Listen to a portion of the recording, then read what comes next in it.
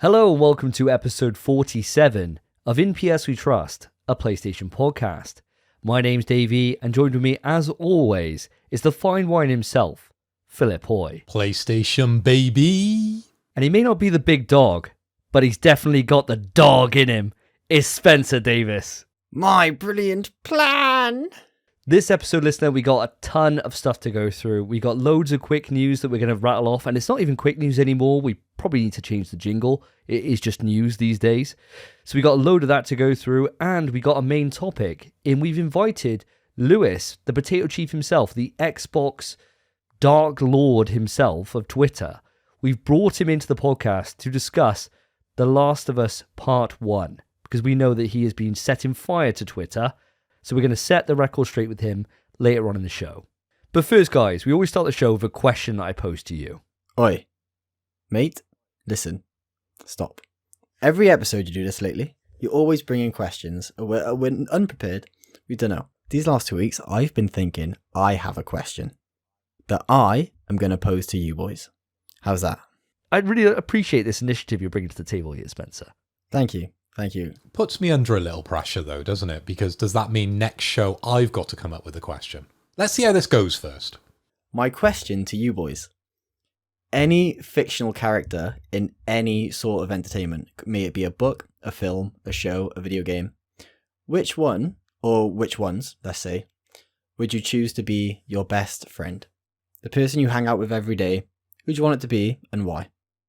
Davey, mate, because you're the asker on this podcast, you're the one with all the questions, you never answer first. So let's shine the spotlight on you for a second. I know you love the spotlight. Give it to me. I think my best friend would be Wayne Campbell from Wayne's World. I think he would be such a laugh to hang out with. He's got a camera crew with him at all times. So I do like being on camera. You know, I like having that, the winks to the audience every now and again. I do like that kind of thing.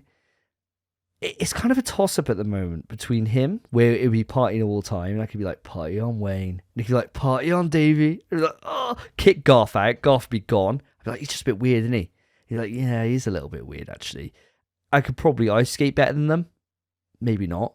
But, you know, I'll go for it. I'll try and get in that friend group.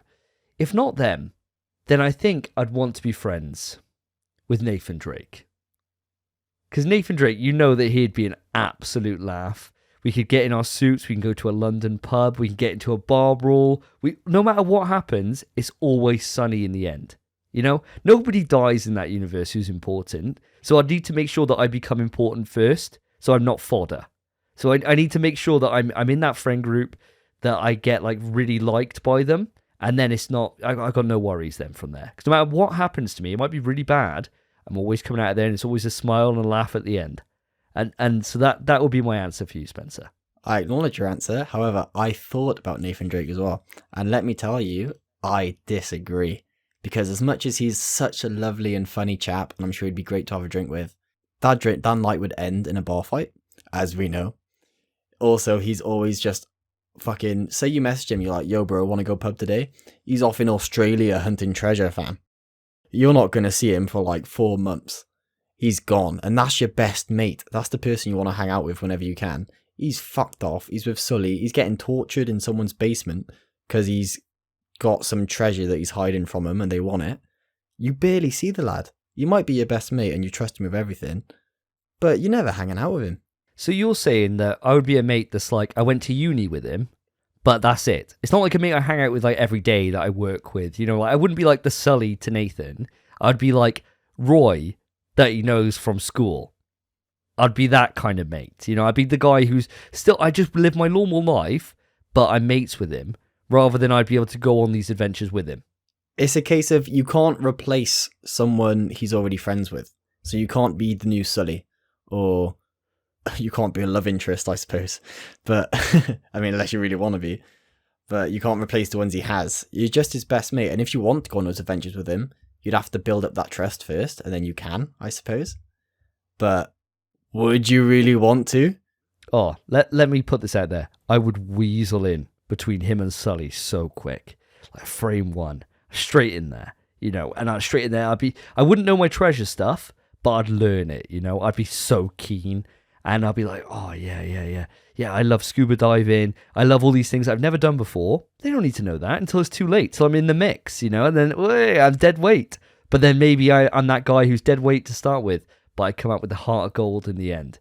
You know, I'm the guy that jumps in front of the bullet for Nathan. He's like, yeah, this guy's a beast. Or I had the moment where I'm like the little bitch throughout the entire story, and then I get pushed too far. And then I have like a rampage. And then everyone's like, yo, he's sick. You know, I just start lamping people out left, right, and center. Maybe that's what it takes. Maybe that's my arc. But yeah, I'd weasel in there straight away. I'd be that annoying guy that like says, oh, fuck it, you invited him again. And he's there, and I'm like, all right, lads. I'd be so keen. I'd be like, oh, I'll buy the rounds. Don't worry about it. Do you want some crisps as well? It's £2.50 for a bag of crisps in this pub, but I'll buy them. Don't worry. 3 packs? Oh, I know, Sonny, you really love salt and vinegar. I'll get you some salt and vinegar. Nathan, you're not a big fan. Barbecue for you? You love barbecue. He's like, yeah, I really like barbecue. I'll get those as well. I'll get those. And I'd be like, oh, Nadine, do you want Marmite? She's like, I hate Marmite. I hate Marmite. Nathan, actually, do you like Marmite? No, I love it. I love Marmite as well. I love it as well. And I'd be such a kiss ass, mate. You're the kind of guy that's just like, hello, mate. Do you want anything? Please be my friend. Yeah, I would. I'd buy my way Please be in. my friend. I'd buy my way in. Because they're pretty broke, right? Like, they're still playing Crash 1 on the PS1. So maybe I'd take my PS5, and they'd be like, yo, this guy's got PS5. And maybe that would be enough. Maybe that would lay the seeds, the groundwork. That's what I'd do. Proper weasel my way in. That's fair enough, mate. Your choice has grown on me. I like it now. If you can make it work, you make it work. Phil, mate, what about you? Who is your new best friend? Okay, Spence. Well, I'm going to slightly bend the rules, okay? So this lad, he appears in video games, but he's also a real person. A real, actual person that you could go and meet. And I would love to be his best friend. As you can see, I'm a massive Liverpool fan, and I'm assuming he's in the FIFA games. I don't play them, but he definitely is. So I'm going Mo Salah, the god of fantasy football, the main man himself. Who wouldn't want to be friends with that lad? Have you seen his Insta? He lives a life, that lad. And what a life. My God. The money he's on, the things he gets to see, the places he gets to go. And the best thing about it is he doesn't drink. So any booze at any parties, I'd be the guy to take it for the team. Do you think he'd want to involve with you, though? He'd want to get into that scene where you're out there getting absolutely wankered, right? And I've seen you when you're trashed. You're annoying as hell when you're drunk. If I was sober, I couldn't deal with you. I just couldn't deal with it. Well, I've got to be on the same level as drunk as you because you're a mess. It's only when I look at you when you're trashed that I realize what I become when I drink. It's like that Jekyll and Hyde moment where you're absolutely fine, normal bloke, and then you're dribbling. You're totally illiterate, you're falling all over the place. And I see myself, I look in your eyes when I've been sober and I've been like, that's me. That is me. That's what happens to me. So I think Mo Salah would have to experience that while he's sober for the entirety of your friendship. Because you wouldn't be drinking, your Budweiser and your White Star. You'd be on the Cristal and you'd be popping bottles like there's no tomorrow on that kind of money. I just know it. You'd be popping them like it's going out of fashion, mate. Spencer didn't specify the length of the friendship. It might only be a short period. But I think for that time, I would enjoy myself. It would be a brilliant time. Salah might not enjoy himself that much, but I would save him from the embarrassment. A lot of money's gone to waste. A lot of people want to buy him drinks, right? They're coming up, Salah, what a great game, mate. Shake his hand, here's a beer. And then he's like passing it back to little Phil. He's like, Phil, can you sneak that away from me? I'm like, Salah, I got you, lad. Down in one, just absolutely neck it. It's like all down your t-shirt. It's like 7 o'clock. Bro. You just got there. He has a sip and he's like, what? This isn't Bud Light. What the fuck? Salah, bro. And then he rages. I think my only issue, right? I think this is a great choice. Fantastic choice. Completely out the box as well. I did not think of this. He's not fictional. So I understand how you're bending the rules. I understand he exists in the realm of video games. So I will allow it this one time. I understand. But it's a fantastic shout. Out the box as hell. That's really good. I appreciate that, Spence. And you've done the wise thing there because you've noticed what I said at the start of this topic. I'm going to be creating the questions next. So get on my good side. But Spence, I want to throw it back to you. Who is your ideal best friend? Right. So, boys, as you know, this question originated from somewhere. And it happened because I was listening to a soundtrack, and the soundtrack's from a show, and I thought, oh, I'd love to be their best friend. And then that's where this question originated.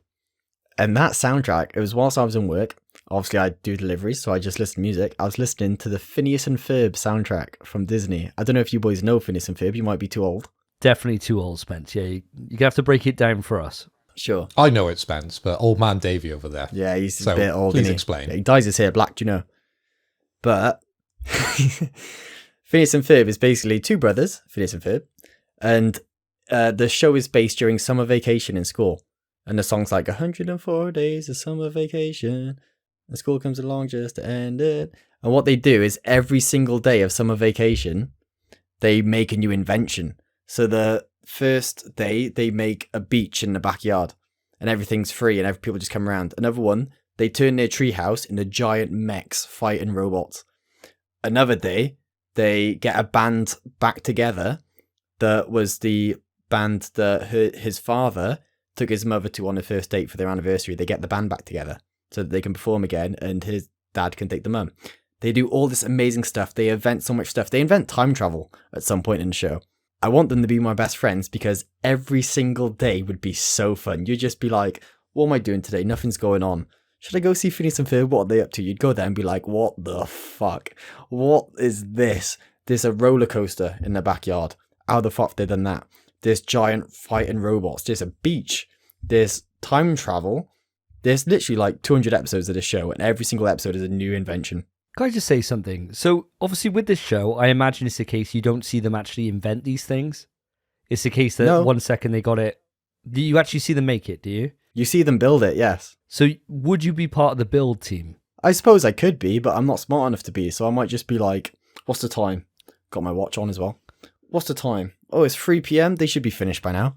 Pop over and be like, so what have you made today, lads? And they were like, oh, we've made a fucking prostitute robot. Want to go? I'd be like, fuck yes. My boys. Because realistically, although it's a Disney show, unreleased episodes, they're like 12. They're definitely making horny robots. Come on. They'll sort me out. This is my best friends. If I ask them to make me something, they're going to be like, we got you. They're my best mates. They'd be like, raw dog it, Spence, raw dog it. Oh, dog it, yeah. Spencer, I've just got a question. Your choice of scientist. You've gone for a cartoon scientist, or you've gone for two, that invent things. I'm thinking, Phineas and Ferb, you've missed a trick here. What happened to Rick and Morty? What happened to Dexter from Dexter's Laboratory? Pinky and the Brain? Why? Why? You've done these boys dirty. I'll tell you exactly why. As we all know, I'm a fan of musicals and stuff. Every single episode of Phineas and Ferb, there's a new song for each invention. So every single time, that invention would come on, and whilst you're playing around with the invention, that song's going. And let me tell you, boys, I was listening to the soundtrack. Every single song fucking slaps. It's actually unreal how good the music is on that show. I don't know how it's so good. It's insane. It's some of the best Disney music I've ever heard in my life. It doesn't even sound like Disney. It's class. But also, they're just, rather than other scientists, whereas like, if I picked Rick, as much as he's my best friend, he's a fucking arsehole. He's an absolute dickhead. And if I just said the wrong thing to him, he's going to shoot me in the head. Whereas Phineas and Ferb, they're kids. They're lovely. And they invent stuff in a day. Not only in a day, by the way, the story is that Candace, their sister, always tries to bust them and tell her parents that they're fucking doing shit that they're not supposed to be doing. They take their mum's car and turn it into a flying car. Every single time she tries, it's gone by the time she gets home. They invent something like fighting treehouse robots, and by 5 p.m. when their mum gets home, it's gone. Tell me anyone else could do something like that. But Spence, did they ever try to take over the world?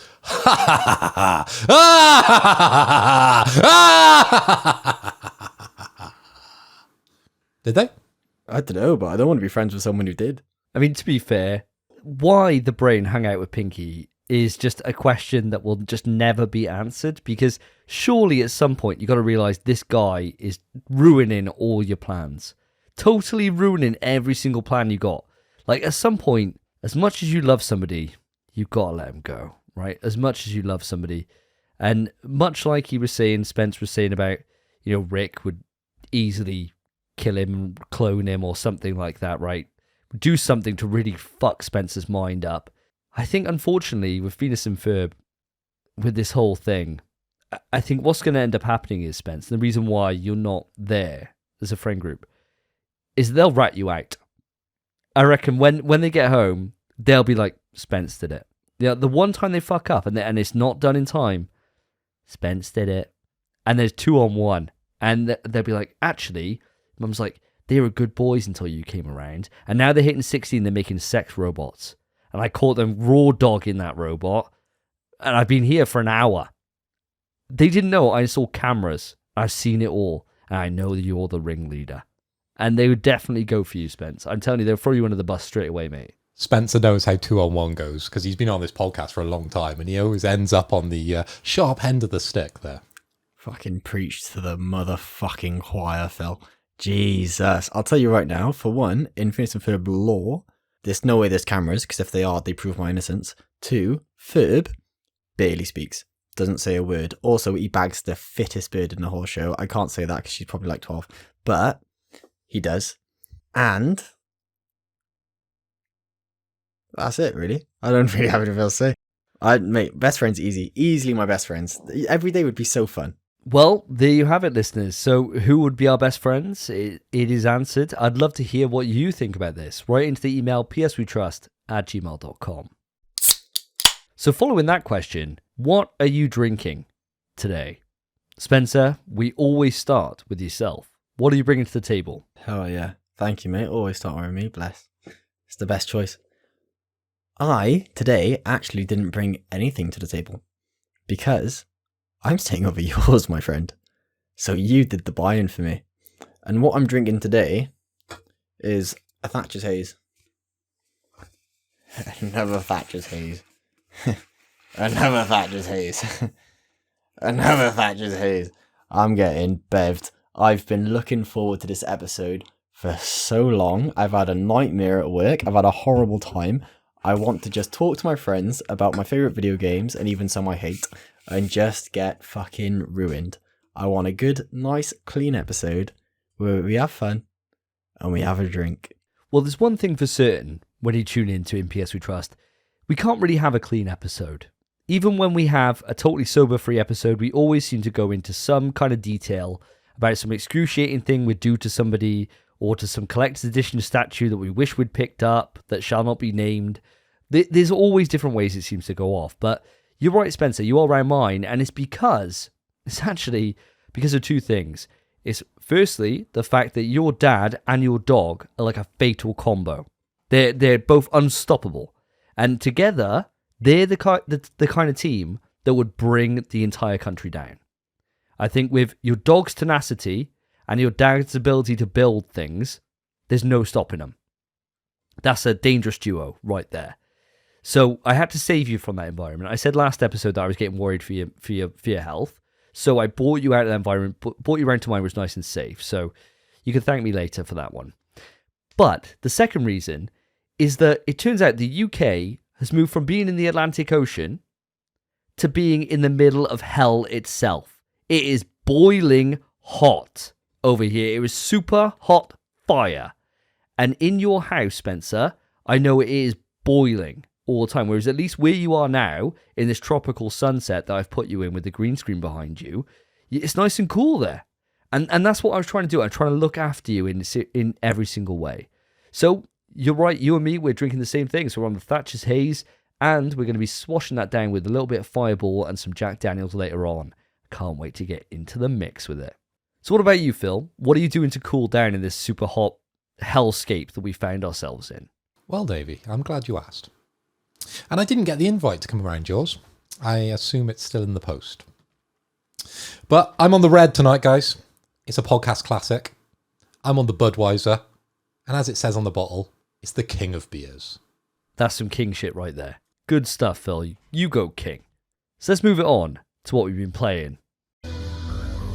This time on NPS We Trust, what have the boys been playing? It's been 2 weeks since the last podcast episode, and I'm desperate to know what you guys have been up to in that time. Phil, last episode, you said that you were going to take a strong look at yourself in the mirror and remind yourself you're on a podcast. What have you been up to the last 2 weeks? Well, Davey, thank you for setting me up because, I just haven't passed a mirror in 2 weeks. Can you believe that? There's been no reflective surfaces that I have passed between recording the last episode to now. So unfortunately, I haven't really been playing any more games. I've had quite a busy kind of time.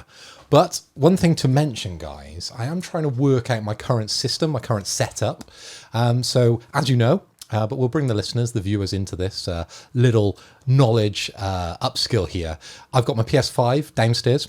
Generally, I'm playing single-player games, so I've played a little bit of Deathloop over the last 2 weeks, but nothing really of note. Quite enjoying it. It's one of the games that I sort of jumped off quite quickly to get into Horizon, but once I get a bit further into the game, I'm sure we'll have a bit more an in-depth chat on that, because I know, Davey, you've platinumed that game. Spencer, I think you're yet to touch it, but I'm enjoying my little time with it so far. Up in the office, I've got my PS4 Pro up on the wall now. I've wall-mounted it, actually. It's pretty snazzy. And I'm getting back into a little bit of Doom Eternal.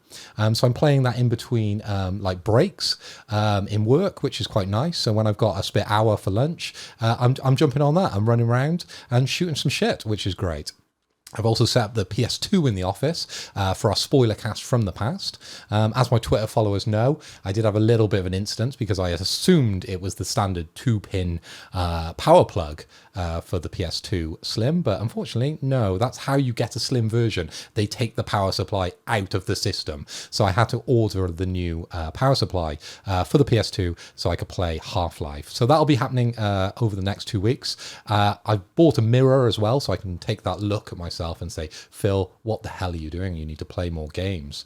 So guys, my Twitter will be in the description of the podcast, as well as my Twitch. So please, if you have the time, feel free to join and give me some pointers in the game. Why not? Join in. Let's have some fun.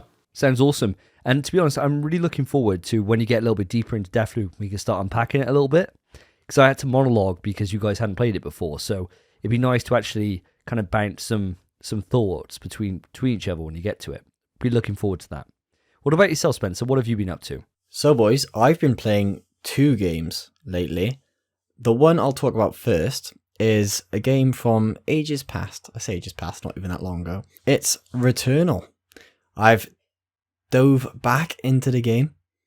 What a fantastic game it is as well. I don't know why. I was just suddenly on my PlayStation looking at games, and because I have PS Premium, as everyone knows from last episode, it's part of that library. So I just downloaded it. I didn't even put my disc in. I just downloaded it straight up and just started playing it again. What a phenomenal game. I'm kind of just playing it for fun. I'm not really... I'd like the platinum, but the platinum's as long as my dick. So, I mean, I'll take it or leave it. But I've gained a new cipher in the Crimson Wasteland, and that's about as much progress as I've made. I've beat Frike maybe like 3 more times. I'm just kind of dipping in and dipping out of the game a lot, but I'm having a lot of fun with it, and I'll probably keep playing it as kind of my... When I want fun, I'll hop on Returnal game, because that game is excellent. Well, it's no surprise to the audience here. Returnal was my favourite game of last year. It really takes some beating to take it off the top spot, and the more distance I'm having away from Elden Ring, and the more that I have played Returnal since, because I've gone on and played co-op with Willard, I've actually gone up and just played it myself, just for fun. I think that game still might be my favourite game on the platform. It's just so replayable, it's so much fun, and it's just a perfect gameplay experience. Have you found, in going back to it after all this time, since you originally shelved it, because it's been a long time since February of last year when it came out, have you found a deeper appreciation over the last the last year, I suppose? I would say I have, yeah. And it's not even a case of playing it more. It's just a case of appreciating the time I spent with it at first. Because the longer I spent away from the game, the more I've kind of wanted to go back to it. And as much as I thought, yeah, it's a good game, fantastic game gameplay-wise, the story is what it is, it's up to interpretation. But in terms of gameplay, I fucking so sick. It's such a great game, especially when you learn the tech of the movement tech of like the dash, sword, jump, which the developers, I know for a fact, know about it, and they're intentionally keeping it in the game. They don't want to patch it out. They've known about it since launch. It's amazing. That game plays so well, and it's just great to hop back into. And the longer I spent away from it, the more I've been like, what should I play for fun? And there are always games that creep up on the list, and games that I could jump into, but I'm always just like, oh, bit of Returnal though. Maybe just one run. Maybe hop into the tower. Ooh, that'd be a bit of fun. But I'm staying away from the tower at the minute to try and progress towards the platinum. Although I'm not necessarily going for it, I figured I may as well play it in a way that I might happen to achieve it. Well, fair enough. I mean, it'd be an amazing achievement if you do get it. It took me a lot of effort. It was something that I put a lot of time into to be able to get it. It felt like a real weight off my shoulders when I actually did get it. And if you do manage to kind of emulate that and get it for yourself, I'll be so happy for you, because it was one of the best kind of platinum experiences for me, in that it felt like it just, that kind of relief. You know, when you're like really trying something for a long time, it's just not happening, and you're faced with a brick wall and you think, do I give up at this brick wall, or do I just keep plowing through it until I break through it and just achieve it? And it was that kind of experience for me, because I had such bad RNG. So you may find yourself a lot luckier than I was. But I think you should go for it. Be like your next Last of Us Platinum, you know? Your next kind of big thing to tick off the list. I think, mate, very well it could be my next Last of Us Platinum, but there's a difference. There's a very big difference. Whereas with Last of Us, there was a very clear goal, and I was able to easily keep track and always make progress. Whereas in Returnal, I'm not necessarily making progress, because every time I clear out the room, if that room that I need with the cipher wouldn't be in there, or the file wouldn't be in there, I could have just quit out and just booted up the game again. I never know if I'm making progress. Whereas with Last of Us, it was always clear cut. Oh, I've done 2 days, or I've done 3 days, or I'm a week in. You always know you're working towards the platinum. With Returnal, it's a grind, same kind of grind, but it's hard to know if you're making progress. So that's why my mindset with Last of Us was, I'm playing this for the platinum. Whereas with Returnal, it's, I'm playing this for fun, and if the platinum happens, it happens, and I'll be grateful for it. Fair enough. I think that's a great mindset to have, to be honest. That would carry you through the rest of the game. Now, Spencer, you and me have been playing a game together. Same game we played last time on the podcast, which is Teenage Mutant Ninja Turtles Shredder's Revenge. We've put a lot more time into it since then, and we're actually starting to get really close to the platty on this game. Any thoughts on it at all? Loads of thoughts on it, mate. Absolutely loads. That game, TMNT, by God, I miss beat-em-ups so bad. That whole genre of games is just excellent, and when it's done to such a level that Shredder's Revenge has been done to, it's astonishing.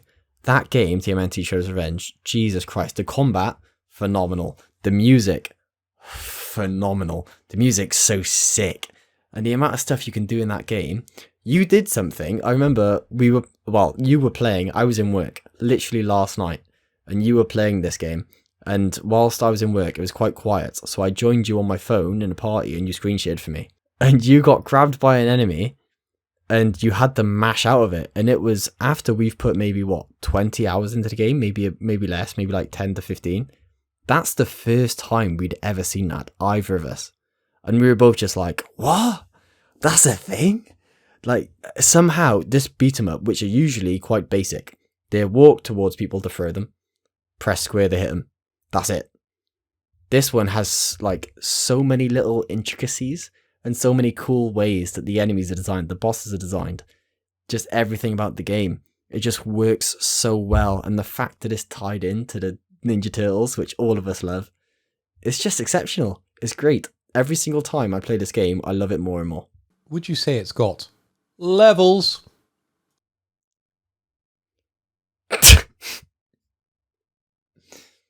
Sure. Sure. What a reference. Like, what a reference. Like, what a Mad reference. That's such an in-joke for us. That's such an in-joke for us. No one's going to understand. That's it. For those that don't know, there's a gig song that whoever edits this, please put a little clip in. And every single time he says anything, Spencer always straight up just copies it and just goes like the next thing up. The one thing he's like, you ain't talking bricks for the levels. And Spencer's like, levels? Every single time. You ain't never rid on no devils. You ain't with the clip. This is levels. Oh my god, what an in-joke. What an in-joke for the podcast. Appreciate that, Phil. Appreciate that. I love that, mate. I absolutely love that. But other than like my basic thoughts on the game as a whole, my progress with the game is I've been going for trophies and such, and I did what is supposedly, I think, the hardest trophy in the game the other day, and that's what I watched you complete last night as well, which was beating the final boss without taking a single hit. And fuck me, that challenge is a nightmare. I spent maybe hour and a half, 2 hours trying to do it, and it wasn't quite as annoying as it was in, remember we did the Call of Duty trophy where you had the flyer plane downwards and it was complete RNG if you got hit by the bullets or not, and there were strategies to kind of help, but sometimes you got hit regardless. It was very similar to that, whereas the final boss shoots projectiles, let's say. I'm not trying to spoil what it is because it's a brand new game, but they shoot projectiles in kind of a ring and they go outwards. And the best strategy, similar to Call of Duty, where you kind of duck and weave, the strategy in this game is to go perfectly horizontal to your opponent. It's so fucking hard to tell when you're perfectly horizontal. It's a nightmare because there are no like giveaway signs that you're in line with each other and you're different heights as your opponent, so you don't know if you're in line. And if you are, perfect, you avoid projectiles perfectly. It makes it easy, piece of piss. If you're a pixel or 2 pixels too low or too high or too far diagonally or anything, you're going to get hit. And if you get hit, it's like, fuck me. You have to start it again. And prior to that boss fight, there's another boss fight. So you have to do that first boss fight again and then try to do the second one without taking damage.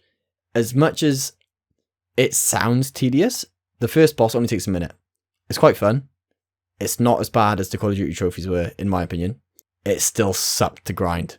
But it's the kind of trophy, right, where it sucks. And then the second you get that run, you're like, let's fucking go! I'm the best! And that's it. And I got it. Davey, mate, would you like to tell your experience for this trophy as well? Yeah, very similar to yours, Spencer. It's very much a case of you get in there, and I had a different strategy to you because I'd use the pause button. So as soon as I lined up, I'd pause it, and then I'd study. And I'd be like, I think I'm okay. I think I'm all right. Study the frames. You're like, get the ruler out. You measure about 5 millimeters off. I'll just adjust slightly, just a little bit. And then the fire comes over and it clips you. And that's the most infuriating moment ever. It's the most infuriating moment because you're like, fuck! Because you know you just got to do it again. But, like you said, for me it took about half hour, 40 minutes max. And I achieved it. I had just that run that was just perfect. And as soon as that happens, it's done. And like you said, the stories we've gone through on this 47 episodes with this podcast so far, this trophy was child's play compared to the Call of Duty trophy for flying that train. It is nothing even remotely in comparison. Like, I was going to chew my controller in half doing that Call of Duty trophy. And when I had run multiple runs of Returnal for 3 days on the bounce without having a single cipher come, like 8 hours worth of Returnal with nothing, I was going to just destroy my PlayStation 5. This was nowhere near that. This was a case of, oh, this is annoying. But never like, it was like a, oh, Jesus Christ. But it wasn't like a, I'm in such a rage that everyone is going to die around me. You know, it wasn't that level. But you're right, the pop-off after was monumental. It was such a great moment to get that trophy done. The hardest one done, without a shadow of a doubt. You have to admit, it was on a level, though. Because it's the kind of trophy where, although it's child's play, it's not that hard. It is just annoying. Every time you die, you're like, fuck! Every single time you're like, fuck me, you motherfucker! And then you have to boot it again. And that's the thing, unlike the COD trophy that I was on about, that I explained, that was like maybe like 10 seconds. Or like a 15-second segment you had to get through. It was just tedious. 15 seconds though. This is like a 4-minute fight. 4 whole minutes. That's so much more time than 15 seconds. And it's the fact that you actually know that it's not even RNG. It's just easy. And when you get hit, you're fucking up. And that's the issue. Because you're like, fuck me, man. You dickhead. You get hit, and there's that one time when then as soon as you get it, you're like, you stand up, you're like, fuck you, you fucking yes, bitch. What a great experience. What a fantastic time. It was great. I mean, all that stands between us and the platinum for this game now is running it through 6 more times on the game. And that's easy. Like, that sounds a lot. That's 6 hours worth of play. And that's it. And we got ourselves a platinum. So by the time the next episode comes out, I'm going to make you an MPS We Trust promised. We will both have this platinumed.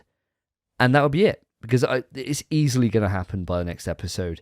So guys, we'll end our Turtles talk there. We'll pick that up in 2 weeks' time, see if we've actually achieved the platinum or not. Now guys, there is a new show that is the talk of the town at the moment, especially in the Resident Evil community. And that is, of course, the Resident Evil Netflix show. Have either of you guys got to this yet? Yes. I've actually watched all 8 episodes. The series launched on the 14th of this month, which is yesterday of date recording. So yeah, I binge watched it. I went right through it. And generally, I'm quite positive on the series. But of course, I'm looking at it through my rose-tinted glasses because it's Resident Evil, right? I like Anderson movies. But trying to be objective, this series isn't great, but it's not bad. And it's not as god-awful as that fucking movie, Welcome to Raccoon City. The best part of it is Wesker, by far. He's the standout, played by Lance Reddick, or Silence from the Horizon series. There's loads of Resident Evil 5 stuff in there, which made me super happy. But as I said, it's me. I love this type of stuff. So I'm going to give it a strong 6 out of 10. Well, I'll tell you what, that's a massive difference. Like, you think about where we'd probably rate Welcome to Raccoon City, I'd probably give it a 3 out of 10 as a max. Maybe pushing a 4, just because of how funny it is, right? Especially with the flashback scene where Birkins with the 2 twins. That's like, that scene lives in my head rent-free. Like, I love that scene so much. It's like one of my favorite scenes in the entirety of cinema. It's just so ridiculous, so funny. So, push it up to a 6. I mean, are you saying then that this is probably better than Resident Evil 1 from Paul W.S. Anderson? Because that is a great Resident Evil film. I'm not sure you heard what I said. I love the Anderson movies. That first movie, I would have said is better than this, definitely. Oh, sorry. I thought you were saying this was superior to that. Sorry, my bad. Spencer, have you seen any of this yet? I started watching it today, before I came over, before I started my shift at work today. I watched the first 2 episodes. And for me, I think... Oh, it's very hard to say because I'm only 2 episodes in. But in how I think it's going to go, in my opinion, I think it's not as good as RE1, the movie, the first RE movie. But besides that, just that one movie, I think it's the second best live action RE we've had. So it beats all the other movies, bar the first one. But I'm only 2 episodes in. And the main thing is just my interest in the character that Phil bigged up, Albert Wesker. He seems like, I'm so confused by how the character works, because it's so different from the games. But it's also so interesting. They've made him they've changed him so much, yet kept him your main focus throughout. And I think it's like, he's not the main character. He's not. But he's the one you want to know about. And that's so cool, the way they've done it. And I think the show's really good. And I'm excited to see where it goes. I don't think the writing's great. And I'm not trying to spoil anything, because obviously our fan base and this show's fan base are one and the same. But the writing in the first episode, particularly in one scene, which obviously I can't say, is absolutely diabolically dog shit. And it really pissed me off when it happened. and I didn't really want to keep watching then, but I carried on watching anyway, and I'm enjoying it now. So we'll see. You've got a lot to come, Spence. Episode 4, definitely a big standout. There's a great action scene in it and loads of references, which I'm sure you'll pick up on because you've played the Resident Evil series quite recently. And one thing that really shocked me when I watched the series is they refer to the games, or some of the games at least, like they're canon. Oh. What do you mean? As in, I can't really tell you too much more. I can't tell you too much more in what I mean on that. I need to watch but the rest. Maybe we'll talk a little off air on this, but they refer to one of the games specifically as if it was canon. Do they say the name of the game? Now you've... yeah, it's Resident Evil 4. Can you imagine? Do they just say Las Plagas? I tell you what. They might do, yeah.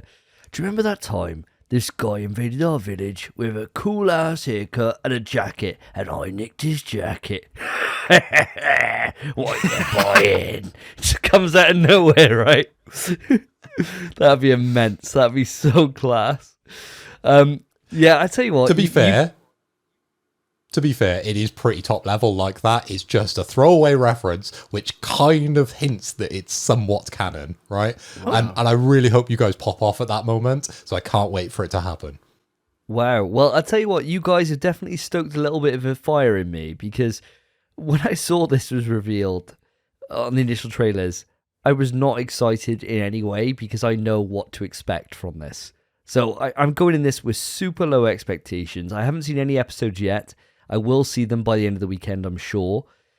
So we'll pick up on this on the next episode and maybe give some ratings and see how we all feel on it. But yeah, we'll go from there. Audience, if you want us to do any episodes of the podcast specifically related to the show, if you want us to do any kind of spoiler cast breakdowns or anything like that, then please let us know. Write into the email pswetrust@gmail.com, or ideally, if you're on the YouTube, send us a comment. Let us know what you think. Do you want us to go into that and do that kind of content for you? Do you think you'll find it interesting? Please let us know.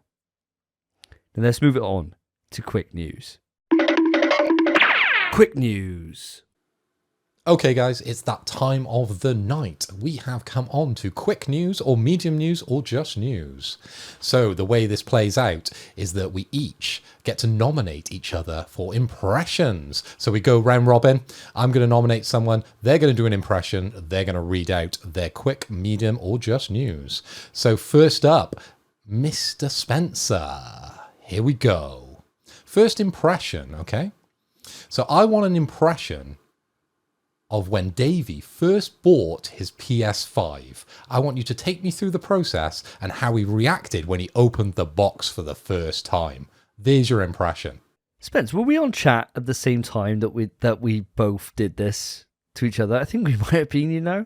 We were literally, we were both in queue waiting. You were in Cabran, I was in Newport. We were sending each other pictures of the queues. And we're just like, bro, my queue's massive. You were like, bro, trust, ain't got nothing on my queue. My queue's huge. And it was like we were talking about our dicks, but we weren't. It was actually just a completely platonic conversation about the queue we were waiting in. And then we got home, and I remember I carried my PS5 so safe. I'm in Newport. I'm in Pill. I was terrified. I was hugging my PS5 like this. I was like, please get to my car, please. And I ran to my car as fast as I could, drove home, and then we got in a party, and we were like, bit of Astros. Oh, so you don't actually know what my initial reaction was. So you're gonna have to use your creative. You're gonna have to use the grey matter now and actually think about this. Then I thought you might have recollections from our time together, but that's not the case. No, I know exactly what you did. I'm gonna show it to the people right now. Okay, you ready, boys? This is my Davey impersonation of getting his PS5. Do I have something? Yeah. So.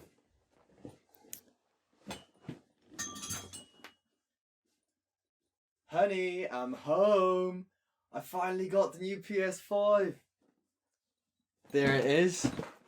PS5, all set up.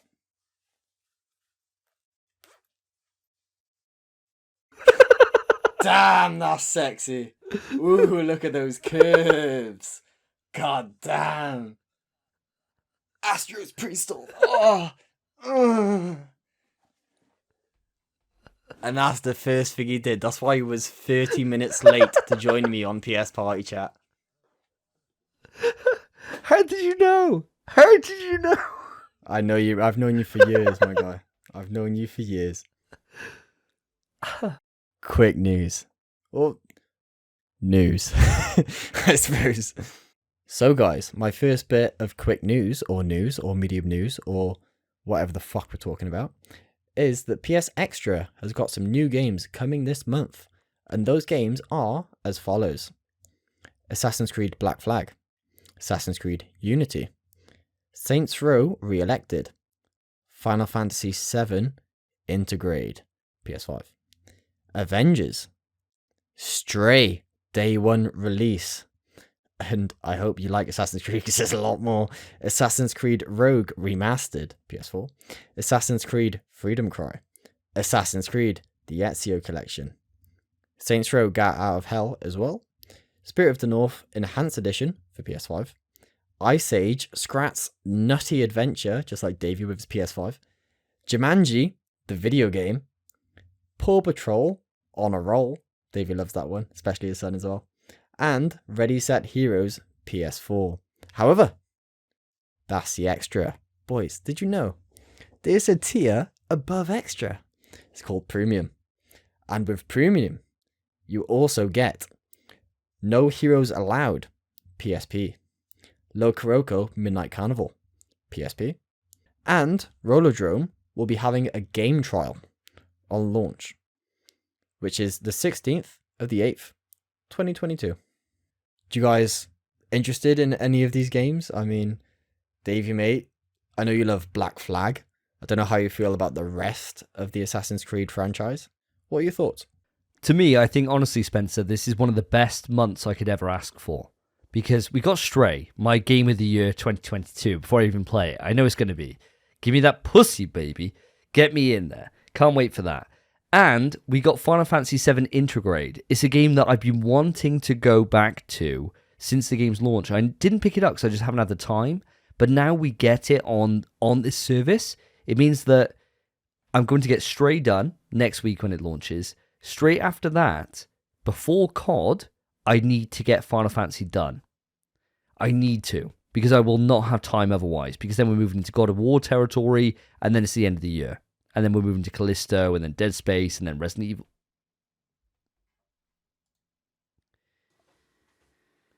Bro. It's happened! Bro. Resident Evil. The media doesn't work, so I thought I'd fill it in. Get shagged, you pussy. Yeah, okay, yeah. So we're moving then into RE4 territory, and that's it then. Then we're into March of the next year. So I've got no time but the present. So I'm thinking get straight done. It's going to be, I imagine, quite a short experience, maybe 10 to 15 hours. And then straight into FF7. Cannot wait for that. Avengers, actually, funnily enough, is something that I was begging Spencer to pick up on the Amazon Prime sale recently. So I'm so glad that we didn't actually jump on that bullet and we get it for free. So you and me can actually play that, and, you know, I can play as Iron Man, you can play as Thor, whoever you want to go as. Spider-Man now, he's in there. And we can go and have a fun time. Check it out. We got nothing to lose, right? The only downside to this list, I looked at Paw Patrol on a roll, and I thought, this is something that's screaming out to me. It's an easy platinum, and I can justify it being on my list because I can say Cass played it. Even if he didn't, even if he had nothing to do with it, my son, Cassian, I can say he did that. He did that himself. Even though I did, right? No platinum. No platinum at all. I looked into it. It's a 30-minute 100%er, which would be perfect. No platinum. So that no point in installing it, boys. There's no point. I can imagine Cass talking to you, right? Cass comes home from school or whatever, and he's like, "Daddy, can we play Paw Patrol?" No! No! You'll play Peppa Pig, and you'll love it. Because Peppa Pig has a platinum. And poor Cass will just be like, "Okay." Well, to be honest, Spencer, anything I could do to get him off Astro's Playroom is going to be an absolute miracle for me. So it might take Paw Patrol for me to do that because I'm getting sick to death of Astro's, tell you what. But yeah, I think the only downside to this entire service for when it comes to us being on the premium tier is that the classics this month suck. You know, Loco Roco Midnight Carnival, no one gives a shit about that. That's not Loco Roco 1 or 2, we've already got it. And no heroes allowed? What the fuck is that? You know, why don't we have Peace Walker? That was a PSP game. Why don't we have literally, like, Grand Theft Auto stories? Why don't we get any of, like, really good PSP games? No, we got no heroes allowed. Excellent. Thank you very much, PlayStation. So I think at the moment, Extra done really, really good this month. Classics, nah, they ain't for me.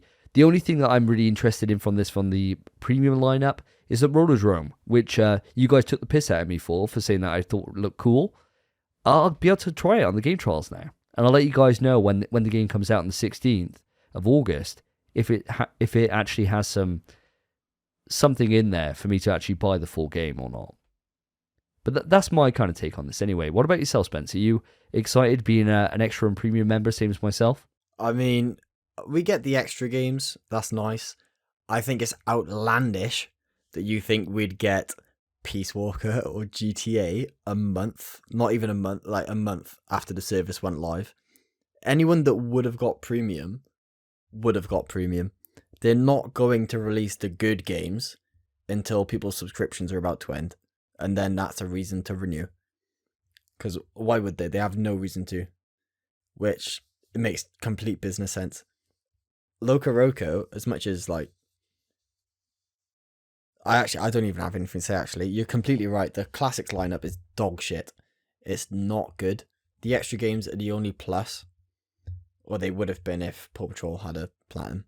But I think I'm just grateful to play Stray for free. That's all it is. I don't really care too much about anything else. I was going to buy Stray regardless, and now I don't have to. So I'm buzzing about that.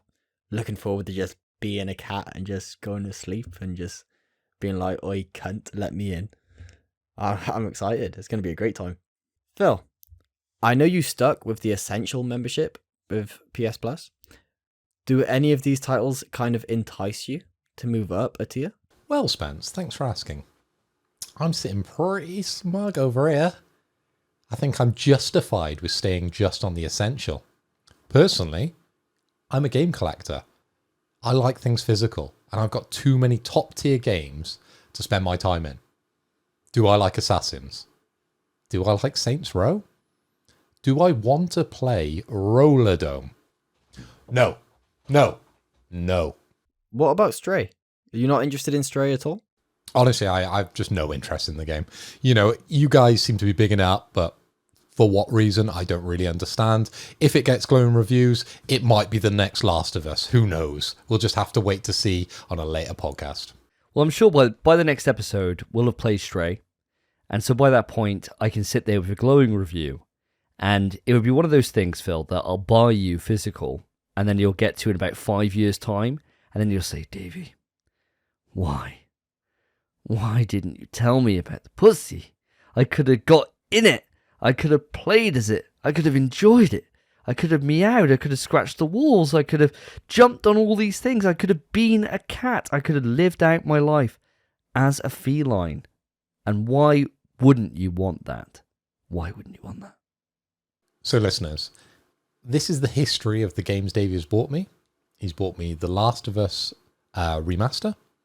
Then you bought me God of War. Then you bought me the Arkham Asylum collection, I believe. And now you think Stray is up there. Well, I did buy you The Walking Dead as well. The Walking Dead collection as well. So you've got two more to go through, and then Stray. Because I reckon Stray is going to be up there. If it's any less than an 8 out of 10, I'm going to be gutted. Because I bigged this up to myself that this game is going to change my whole viewpoint on life. That this game is going to be the game that reinvents me to the point where I want to become a furry. Where I want to become a cat, you know? Like in real life, that I think, why can't I just morph like an Animorph? Do you remember that show? Where I can Animorph myself into a cat and live my life as a cat. Who wouldn't want that? Who wouldn't want that? Moving on, boys. Been a bit long on this one bit of quick news. Davey, I'm going to pass it to you, and my impression for you for the night. I'm doing you nice here. I hope you appreciate this. I know you love this character. I would like to hear your best Barry Burton impression. Okay, here we go. Jill, as the master of unlocking, use this. Quick news. FF7 Rebirth has brand new details. Apparently, the order of visiting each region will change from the original. And the reason why there's no PS4 version is as the story goes outside of Midgar into a wide world, loading times would be a bit of an issue. So, the PS5 SSD speeds are essential to the game's development. Super, super hype. There's only a PS5 version. Can't wait to hear more. The more I hear, it's more exciting. Now, Phil, coming across to yourself. I want to hear your best impression. And as we're keeping it video games, it only makes sense to go to Kratos. Okay. Well, I did mention I've played this game. And there's one word that he repeats more than anything else throughout the whole game. Or the game I played, anyway. And that word is boy. Quick news. A hot new collab has just been announced. PlayStation and Western Digital has joined forces for the first official, certified, licensed PlayStation 5 SSD. The new drive includes a Western Digital branded heatsink, a blue LED, not sure how you're going to see that inside the PlayStation. Maybe we'll get clear cases soon or something, I don't know.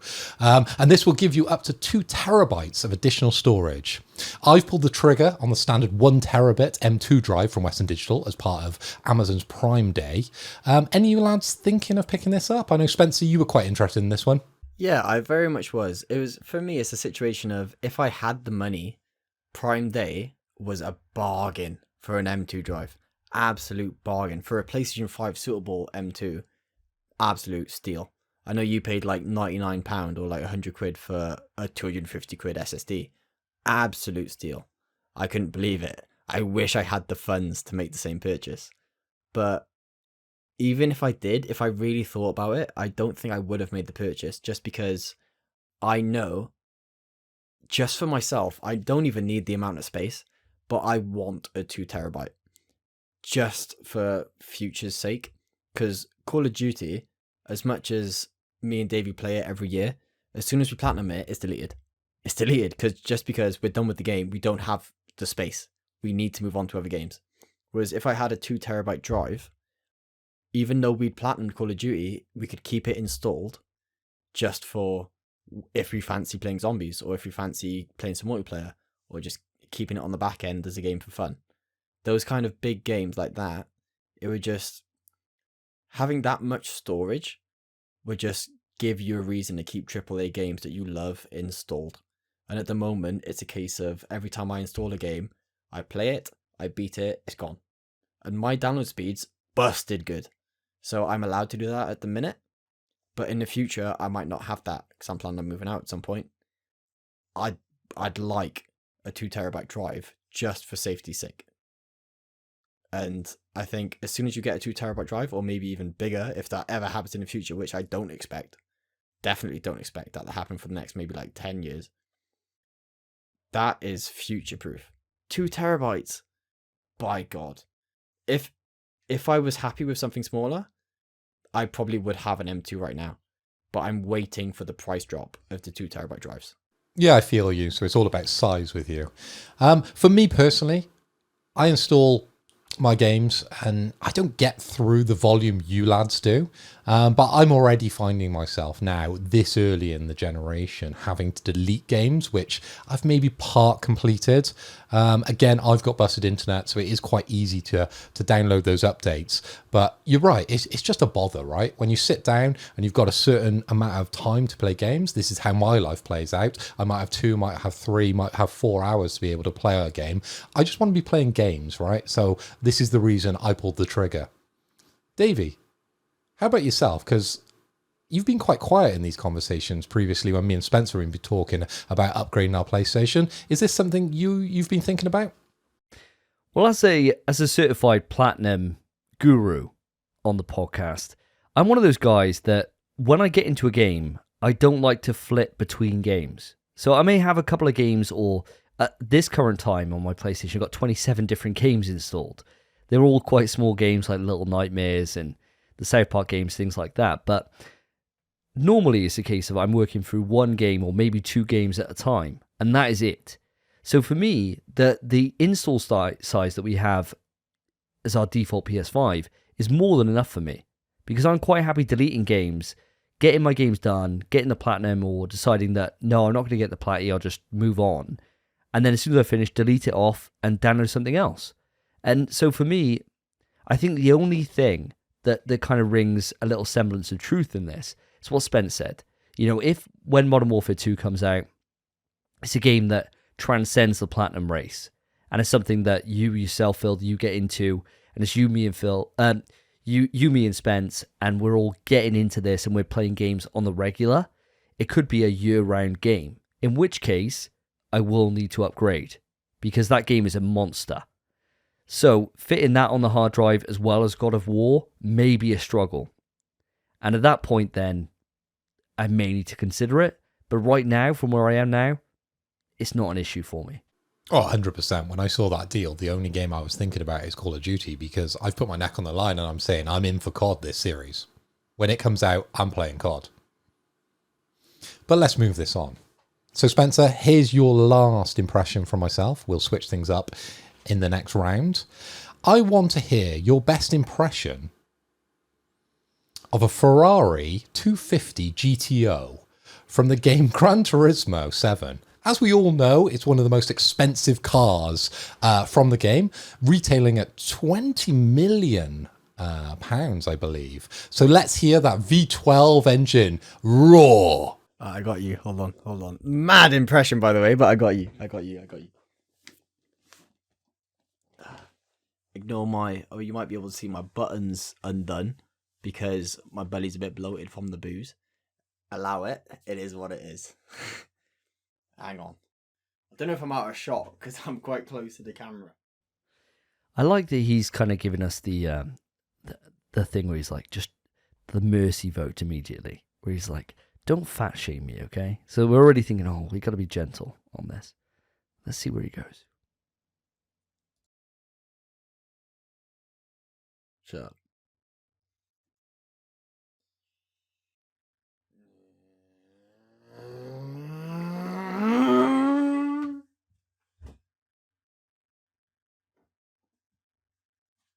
It's gone. Quick news. PlayStation Stars has been announced. PlayStation Stars is basically a new loyalty program for PlayStation users. This program is free to join. You get rewards by completing campaigns, activities, trophies, and other sorts of little thingamabobs. And you can earn loyalty points, and those loyalty points can be redeemed for PSN wallet funds and other kind of sort of stuff, like maybe microtransactions and the sort. And this service will be launching later this year, completely free to join. So this launches for all players, no matter if you're PS Plus or not. You can always just join into this service. It's quite cool. I mean, I'm surprised they've waited this long to do so, but it seems quite interesting. Lads, what do you think? Davey, you're quite a well-informed chap. You might know more about this than I do. Fill me in. What do you know? So what I know is that this is pretty much a direct response to like Microsoft Rewards. So it's very, very similar to that. But what I think is this is cool, right? For someone who's a trophy hunter, same as myself, this just gives me extra kind of incentive to be able to go for trophies and to be able to go for challenges within games. I think it's awesome. The loyalty points thing is great because getting PSN wallet funds is awesome, but you can also get digital rewards. So it could be like exclusive skins, it could be little like baubles, it could be on PS4, it could be themes. One day we may get themes on PS5. That would be the dream, and we get themes with that. But I think this is great. Just being able to give something back to the community. Whenever they did years ago, they used to do little incentives where you could trade in the amount of platinums you had for points, and you could then get a really cool reward scheme from PlayStation. I think you got like figures and stuff like that. I think anything they can do to really give you something back for for really engaging with the platform is a great time. And I think having something like a digital reward, like a skin or something, or money off, it's a great time. I think it's just perfect. And to be able to have PlayStation Plus and you earn extra points for doing that, great. I think that's just a nice little incentive for those that pay for a service, you get some reward for it. Great all round for me. What about yourself, Phil? See, I hate all this bullshit. I hate all these extra things that they're doing just to try and tie you into the ecosystem. I've already spent, 500 quid on the bloody console. Do I need another reason to play more games? It just annoys me, right? Let's go over to Nintendo, right? You buy a game, you get a little code, you got to put into their little website, and then they're like, oh, we're going to give you some theme for your DS, right? And do you know what? Those points expire. It's going to be the same thing. So you have to buy games every year to be able to afford some little badge or some little hat or something for your Mii or your Wii. No, it's just not for me. I'm just not interested at all about any of this digital bullshit that comes along to try and tie me into the service. I've already bought the PlayStation. I love PlayStation. I'm going to continue buying these games. You don't need to play that game with me. Well, the good thing is it's free. So if you decide that you've bought enough, you've done enough challenges, and you've got enough points, you can always redeem them. And if you choose not to, that's on you, isn't it? But I think it's just good to give something back for free. And I think it's just no downside to this. I think it's just a way to be able to look at the existing player base and think, right, well, like you said, Nintendo, when I bought my Wii, and I bought a shitload of games on the Wii, Switch I haven't done so much, but on the Wii I bought loads, and I managed to get a free Super Smash Bros. Soundtrack that just came through the post that I redeemed. And I was like, this is great, this is cool. I would have bought these games regardless, but now I got a soundtrack with all these awesome themes on that lived in my car for 2 years until my car got nicked. And it was awesome. I loved it. I absolutely loved it. So if I could come out of this and I get like a free snapback or I get a free t-shirt for something, why the hell not? That's just cool. I'm really all for this. I think it's just no downside. What about yourself, Spence? I mean, I have to echo a lot of your thoughts. It's a free scheme. I mean, if it gives me money off of games that I'm going to be buying anyway, what do I have to complain about? If I don't play games and I don't earn them, that's on me. If I do play games and I earn points, that's beneficial for me. It's anything this adds is up to me. It adds as much as I want it to add. And if I don't want it to add anything, it doesn't have to. So there's really no negative in this scheme existing, only positives. So Davey, mate, my impression for you. Phil's given me some out the box impressions. And I kind of want to do the same to you, but at the same time, I'm kind of nicing you with the last one, Barry Burton, a character that's beloved by you. I want to hear a character that's also not only beloved, but loved, adored, sexualized by you. I want to hear your best Lady Dimitrescu. Ethan Winters. Then she gets her little claws out. Quick news. Supermassive, the team behind such hits as The Quarry most recently and Until Dawn, have been acquired by Nordisk Games. So now Nordisk Games are a publisher I hadn't really heard of before, but they actually own Avalanche Studios and Mercury Steam. So they're building up quite a big base there of big studios. Now, Supermassive is the third developer that Nordisk have acquired outright. The Danish company paid $103 million in 2018 for Just Cause developers Avalanche, but left creative control up to the Swedish studio. Nordisk had already taken a 30.7% stake in Supermassive in March of last year, and both companies credited the move for the full buyout. No price has been disclosed. Phil, I'm coming across you with a bit of a deep cut. It's not really too deep. As a fan of Metal Gear yourself, you should be okay with this. I want to hear from Metal Gear Solid 2, one of the most memorable villains, an impression of Fat Man. If you want me to remind you, he's the guy in a full bomber suit that rolls around on roller skates.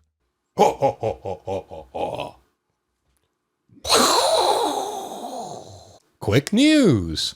So EA have announced Skate 4. It's going to be free to play, guys. Cross-play and cross-progression has also been confirmed. And I'm pleased to announce that my sources mention that Skate 4 won't have any pay-to-win mechanic. And keep this in mind, kids. This is an EA game. I quote, "I want to be very clear that this is not a pay-to-win game. Players won't be able to buy any gameplay altering advantages." Now EA, please don't ruin this game. Without Tony Hawk's releasing any further games, I need Skate, because that's the new name of this, not Skate 4, to be in my life. Now Davey, we're going to come back round to you, and I'm going to keep on the same theme of Metal Gear Solid. And we're going back to the original, and I'm dialing in 140.96. And I'm expecting someone to pick up. And don't go Googling who this is. Can I search a quote for Mei Ling? I know it's Mei Ling, but she's got a lot of prophecy. She's got a lot of proverbs, right? Can I search a proverb or not? Am I allowed to search a proverb? I don't know many. I'm not going to lie. I can make up a proverb, which obviously doesn't exist, right? I could give it a go. I know it's Mei Ling. Please make one up. So I've got a couple for you. You've correctly identified that it is Mei Ling. So when you go to save, she initially picks up the phone and says, "You called Snake." And then when you save, she says, and when you disappear off the screen, she says, "Good luck, Snake." But if you don't save, she says, "Come on, Snake, don't call me for no reason." And that is my favorite quote from her, because it cracks me up every time, where you wind her up, you call her, and you just don't save. Because there's certain elements in that game and certain actions that she does. And I'm wondering, David, do you know these actions? Let's see it. Let's see this impression.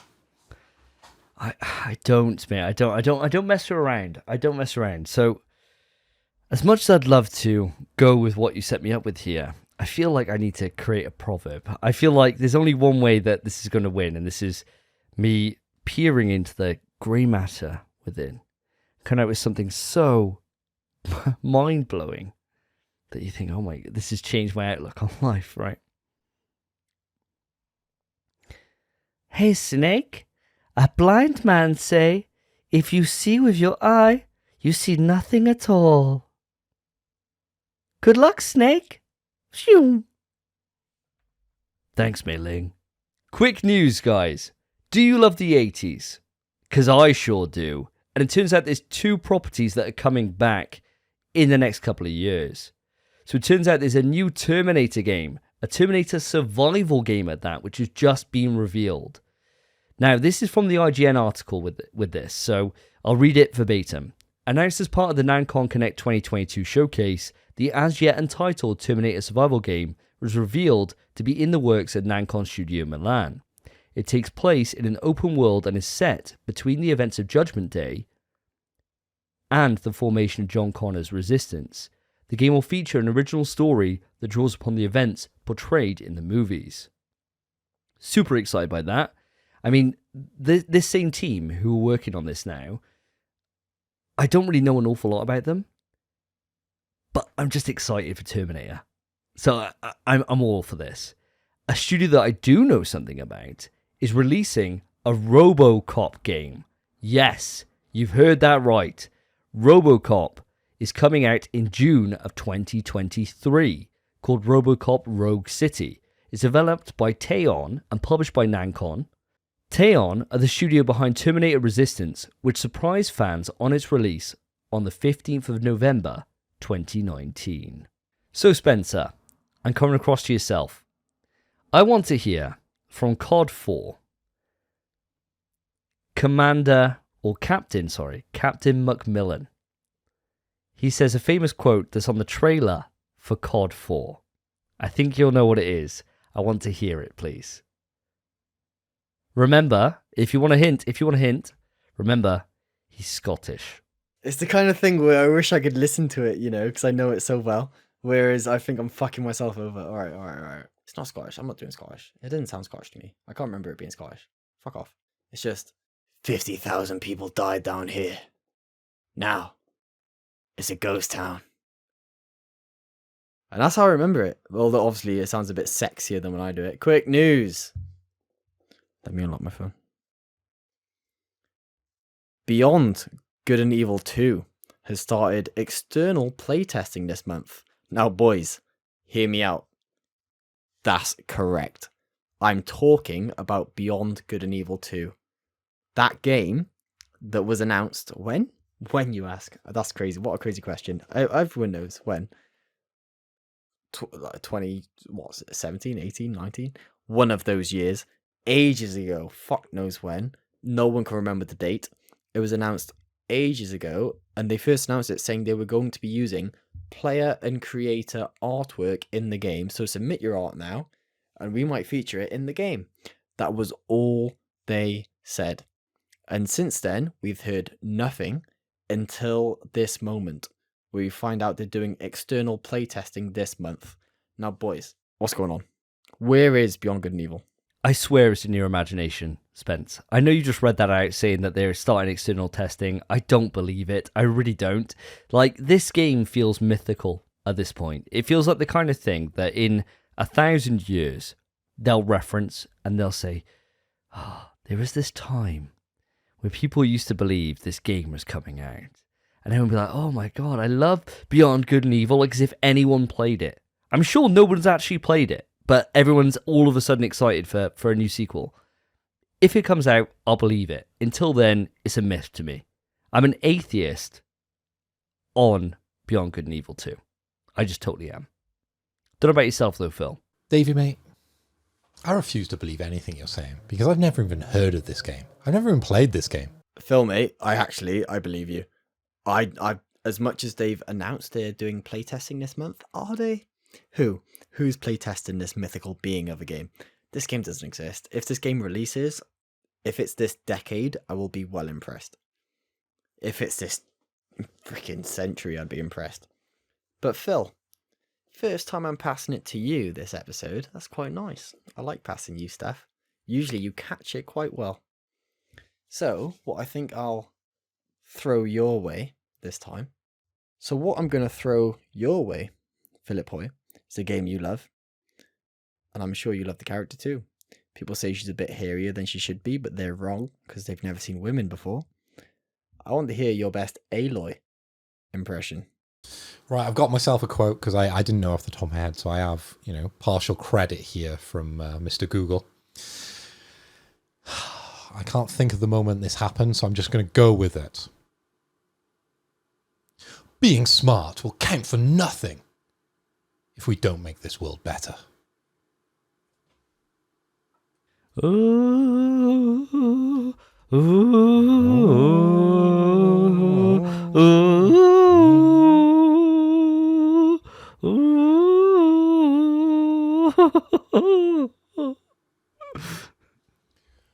Quick news.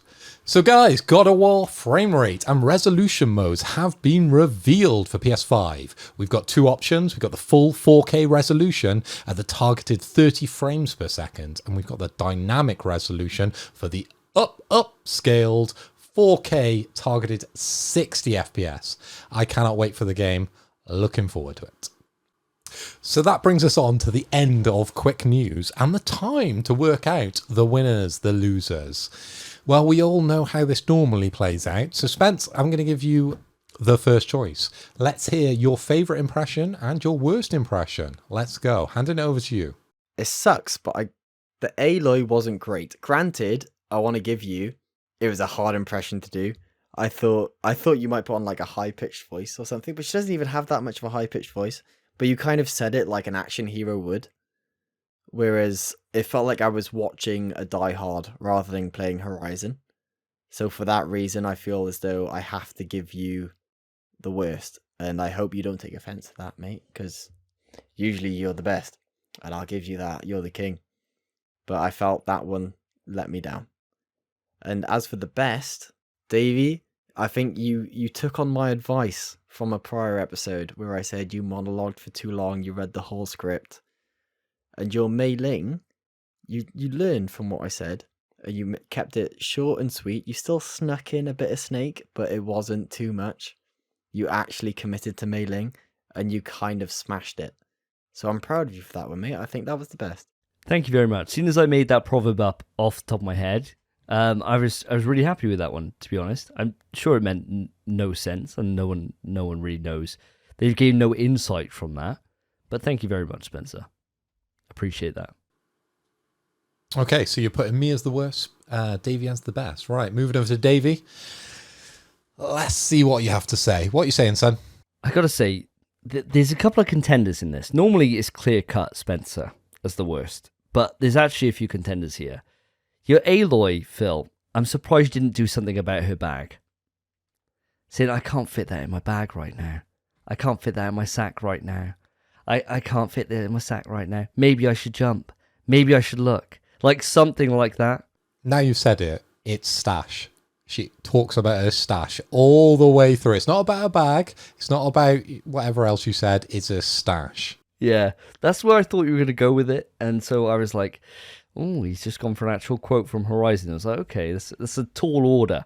Whereas if you'd gone for that, I'd be like, oh, that's a deep cut, right? I would really appreciated that. So I think that was a missed opportunity. Your fat man sucked, man. Like, I know you like the guy, like, you know who he is, but he holds up his wine glass and he says, laugh and grow fat. And that's how the boss fight starts. It's so iconic. And to me, that was just a missed opportunity. And I'm sorry to do this to you, Phil. I really am. I really am. That's my worst. I'm really sorry. Well, what the hell does this mean? This means that Spencer hasn't lost. He hasn't lost. And in fact, the best that I can give. Oh, see, the problem is, no, do you know, I'm doubting myself right here. I'm sorry. The more I think about it, the worst is tied. I hate to be this because it means Phil's going to be the tiebreaker here. The worst is tied because Spencer's Macmillan was god awful. That was bad. So I'm going to give you both the loser on this. Yeah, both the loser on this, and the winner is probably Spence spaffing on the PlayStation, but it doesn't mean anything. You both got a losing point from me, so it's Phil. It's up to you to settle this. Really, who do you think?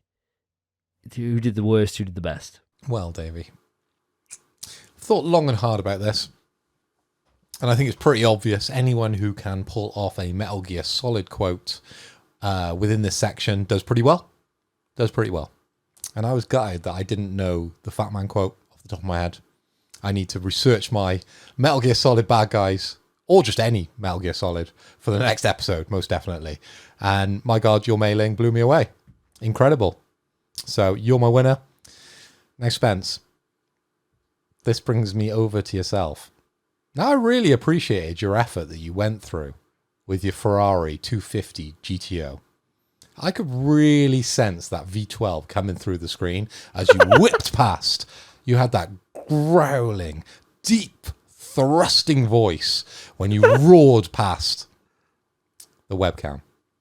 And I'm going to replay that over and over again because I'm big into that. That was my second place.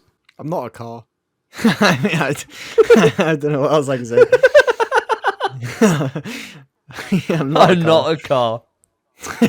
But as much as Davey liked your impression of him, I'm not for my crude stuff. I thought that overstepped the line a little bit. I didn't enjoy that one bit. Now, whoever's got to edit that is going to have you on their screen making those actions. So for that reason, I'm putting that as my worst impression because God help whoever has to edit that. You can't blame me for what Davey did when he got his PS5.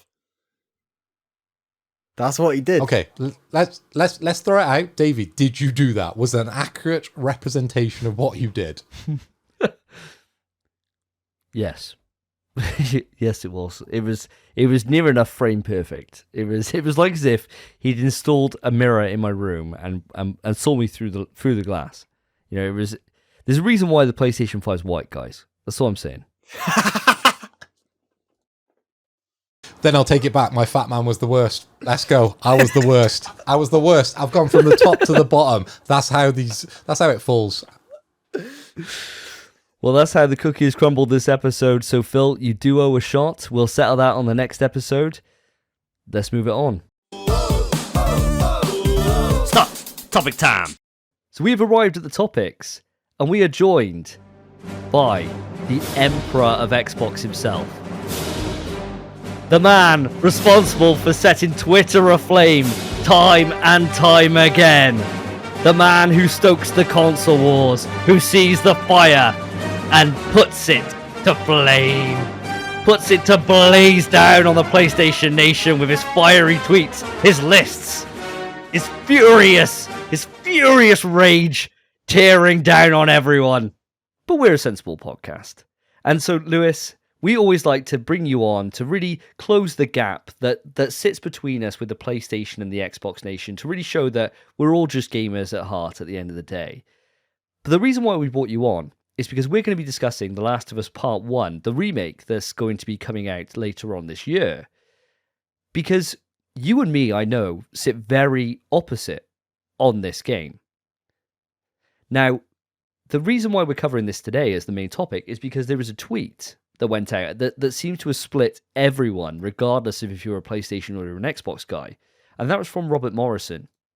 So he tweeted, "It isn't just a cash grab. Actually, it's the most methodically built and crafted project that I've ever seen or been a part of in my entire career. The highest level of care and attention to detail possible." Now, just for context for the audience here, this chap, Robert Morrison, his credits involve The Last of Us Part 1, obviously, God of War 2018, Injustice 2, and the game that can't be mentioned, 7. So big games here. So very, very storied resume here, working for Ben's studio currently on whatever their unannounced project is. So, Lewis, I want to first off just hand it straight over to yourself. What is your kind of feelings on The Last of Us Part 1?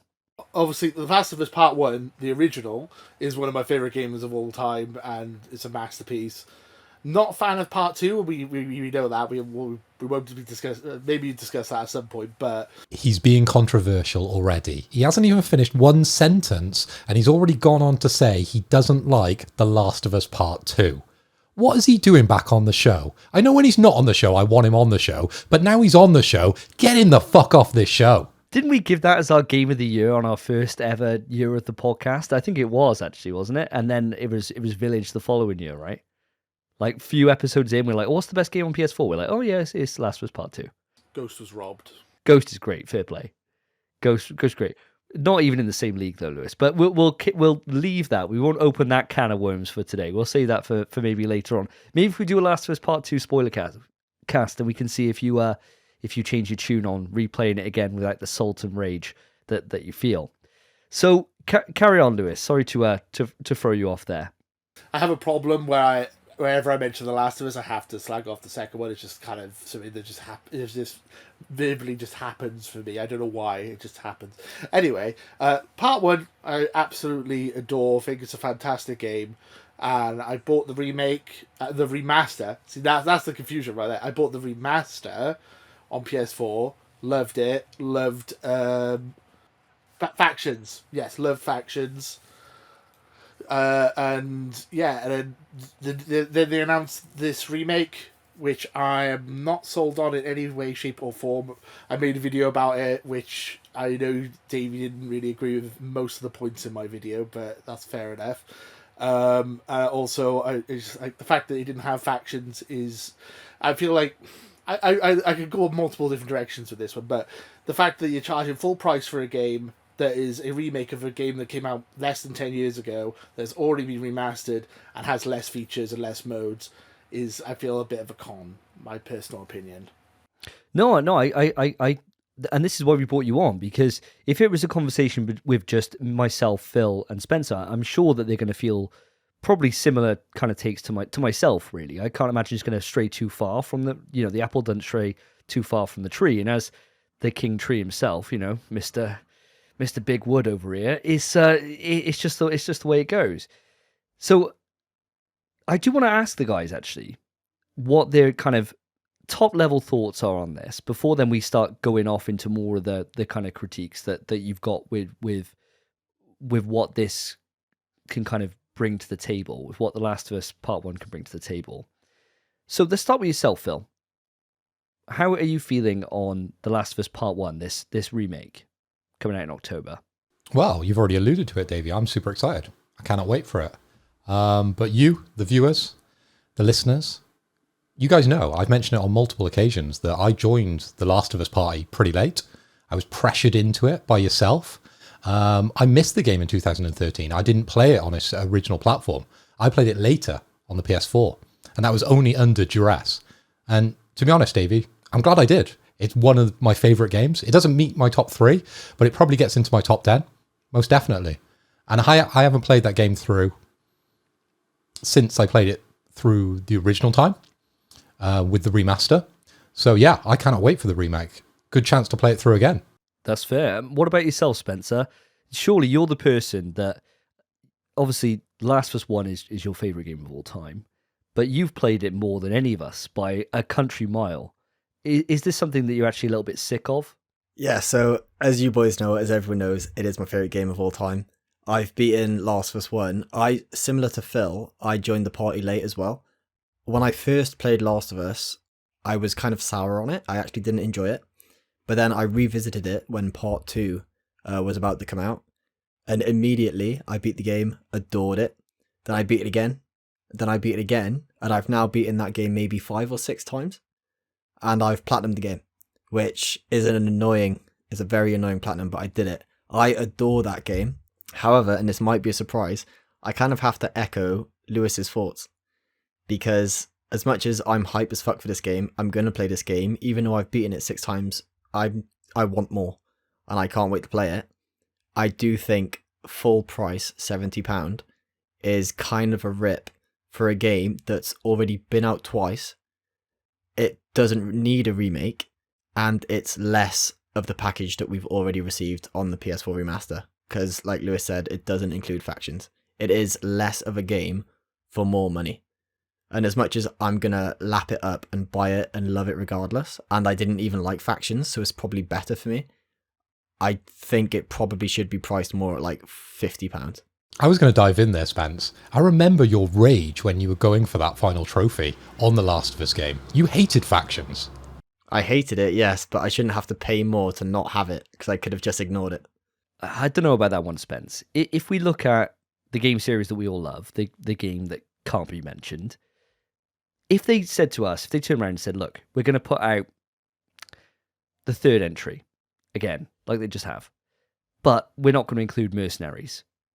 Did I give a shit that Mercenaries wasn't included? No, absolutely not, because that's not what I played the game for. And so when it comes down to me, not having factions is a blessing, because it just means that I don't have to have the potential that trophy list is going to be gash, because as great as The Last of Us 1 is, that trophy list is an act against God. It is one of the worst trophy lists out of any game on the PlayStation 3. And sure, PS4 was kind of ameliorated a little bit. It's still god awful though. I'll be honest, I didn't even know factions was a thing. I didn't even load it up. I just played the game, enjoyed the game, thanked Davey, and put the game to bed.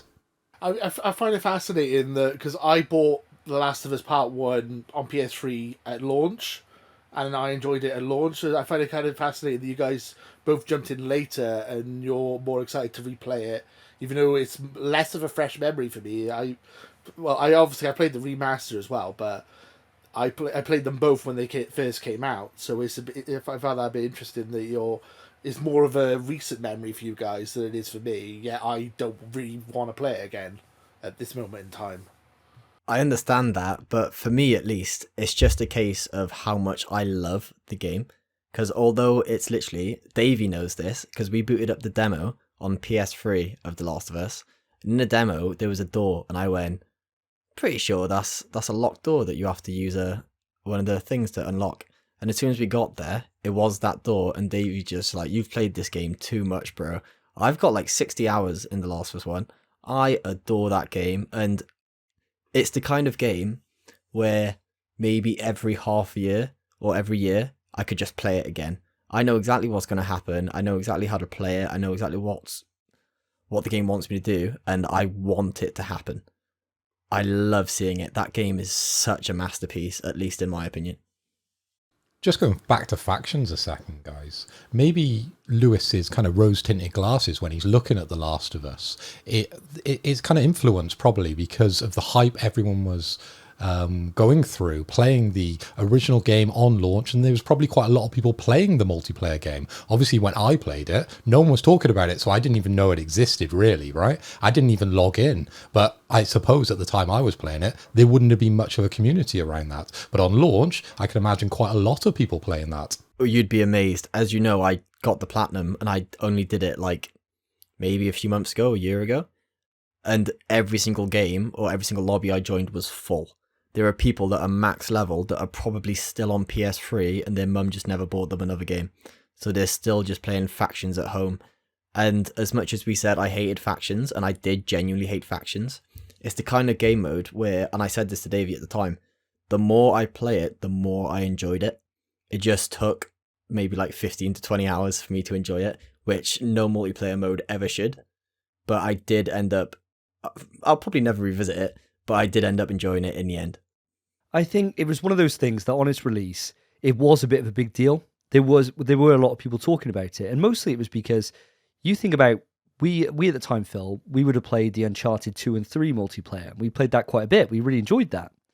Similar kind of thing where they just built on from that multiplayer experience, but then kind of had it a little bit more tactical than Uncharted was. And it was okay. It was all right.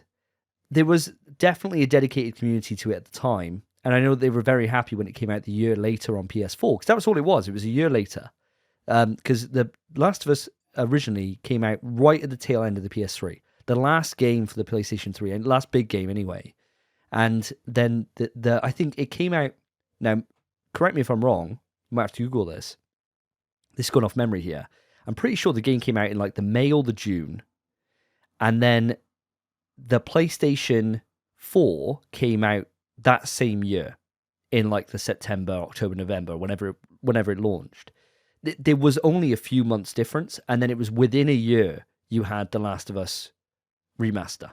With factions with me as well, it would be a totally different to what you guys went through, but being an Xbox 360 person, I played a lot of Gears of War with my friends, and then Xbox completely fucked everything up with Don Matrick, and everyone abandoned the Xbox, including myself. We all bought PS4s, so Factions was a really good multiplayer for us. It felt very similar to like a Gears of War, so a lot of my Xbox friends moved over and started to play Factions on the PS4 on Last of Us as well. So I mean obviously it's not something that you guys would have experienced because you've always been PlayStation, but a lot of us did jump ship, and Factions was our multiplayer game for a while. Oh, well, then I can completely understand then why you feel so strongly about that not being included. It would be the same way that, like, a game that was like that for me at the time was, say, Resistance 2. Me and Phil sweated that.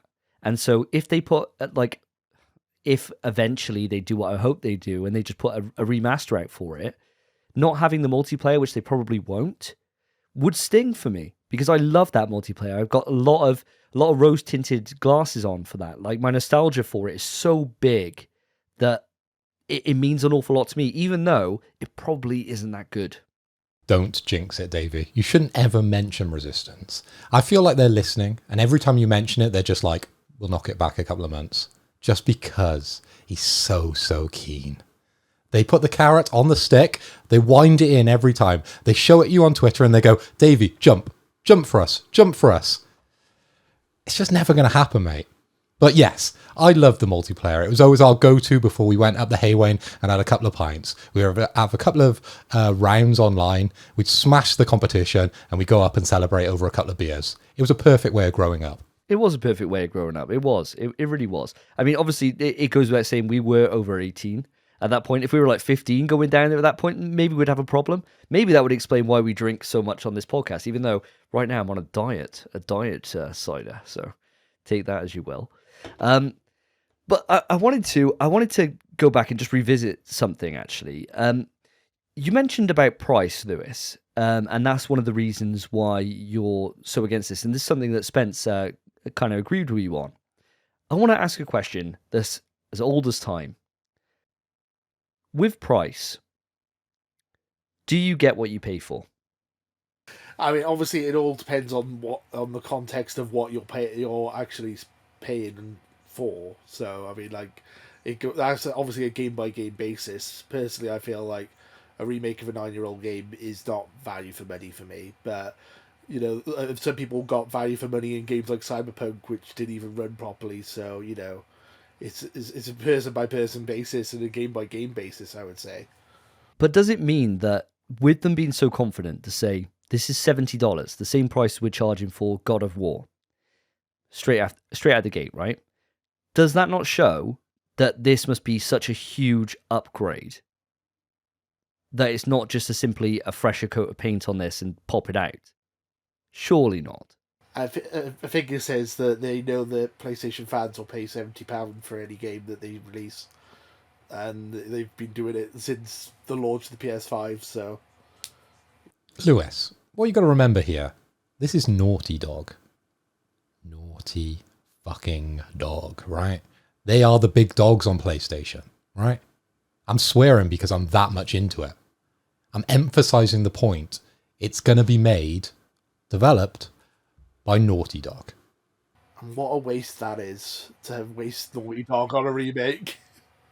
I just think that when you put out a game and you say, right, this game's coming out top price because we stand by the work that we've done to this to bring this up to the level that it needs to be to match The Last of Us 2. Now, I don't want to take it too far into Last of Us 2 territory because I got a feeling we'll end up derailing it too much. But when I look at the difference between The Last of Us 1 and The Last of Us 2, it's night and day in nearly every single way. In your video, you mentioned that the big thing they brought in was that you could lie down. And that was the feature you brought in. You said, we paid extra so we can lie down. And that was it. And I was driving at the time. And I was just like, what did I just hear? Like, what was this? Like, this is a crazy opinion. You think about The Last of Us 2, what they actually improved. Yes, you can lie down. But the stealth is completely overhauled. It's not a case of you hide behind cover which is waist height and you're completely invisible, which is what it is in that game. And you just, you know, you put like a bottle of Coke on the end of your pistol and all of a sudden it's fucking silent. It's complete, like the melee combat's completely overhauled. You've got like a dodge button, which is essential for the melee combat, especially in the higher difficulties. You've got the way that characters interact with each other. Like, you kill someone, they'd be like, Stephanie, no! Like, all that stuff, it just makes it so realistic. It just feels like you're in there. The big thing for me, I remember at the time, and this is something that stuck with me forever, was when we first watched the E3 footage of The Last of Us 2. And they said, oh, this is taken from in-game. And there's just a moment where Ellie's just in the shop, and those guys come in, and she squeezes between shelves. And I was like, holy shit. Like, this has not been done before. Like, it was something that felt so realistic in terms of being in that environment and moving between cover so seamlessly that I was like, this has literally never been done. This is the future of video games. And that's the first time that I felt like that, I think, since probably over the entire generation of PS4. Because even though it was a graphical increase, gameplay hadn't really moved on that much. But that game just evolved gameplay to such a level where anything in the environment, you can crawl under it, you can get around it, you can squeeze through it, you can interact with something, and the enemies will behave in a realistic way. The moment you go on to an upgrade table and you get pulled off, and that happens at a specific point in the game, and I thought, oh, this is obviously just something that's obviously just got to happen there. So when I was playing through on hard on my New Game Plus run, and I ran to an upgrade table and immediately got pulled off it by someone, I was like, holy shit, because this just doesn't happen. This just doesn't happen. For me, this was a Half-Life 2 moment, right? It's the first time you experience a new thing in video gaming, right? And the word you're looking for, Davey, is context-sensitive combat.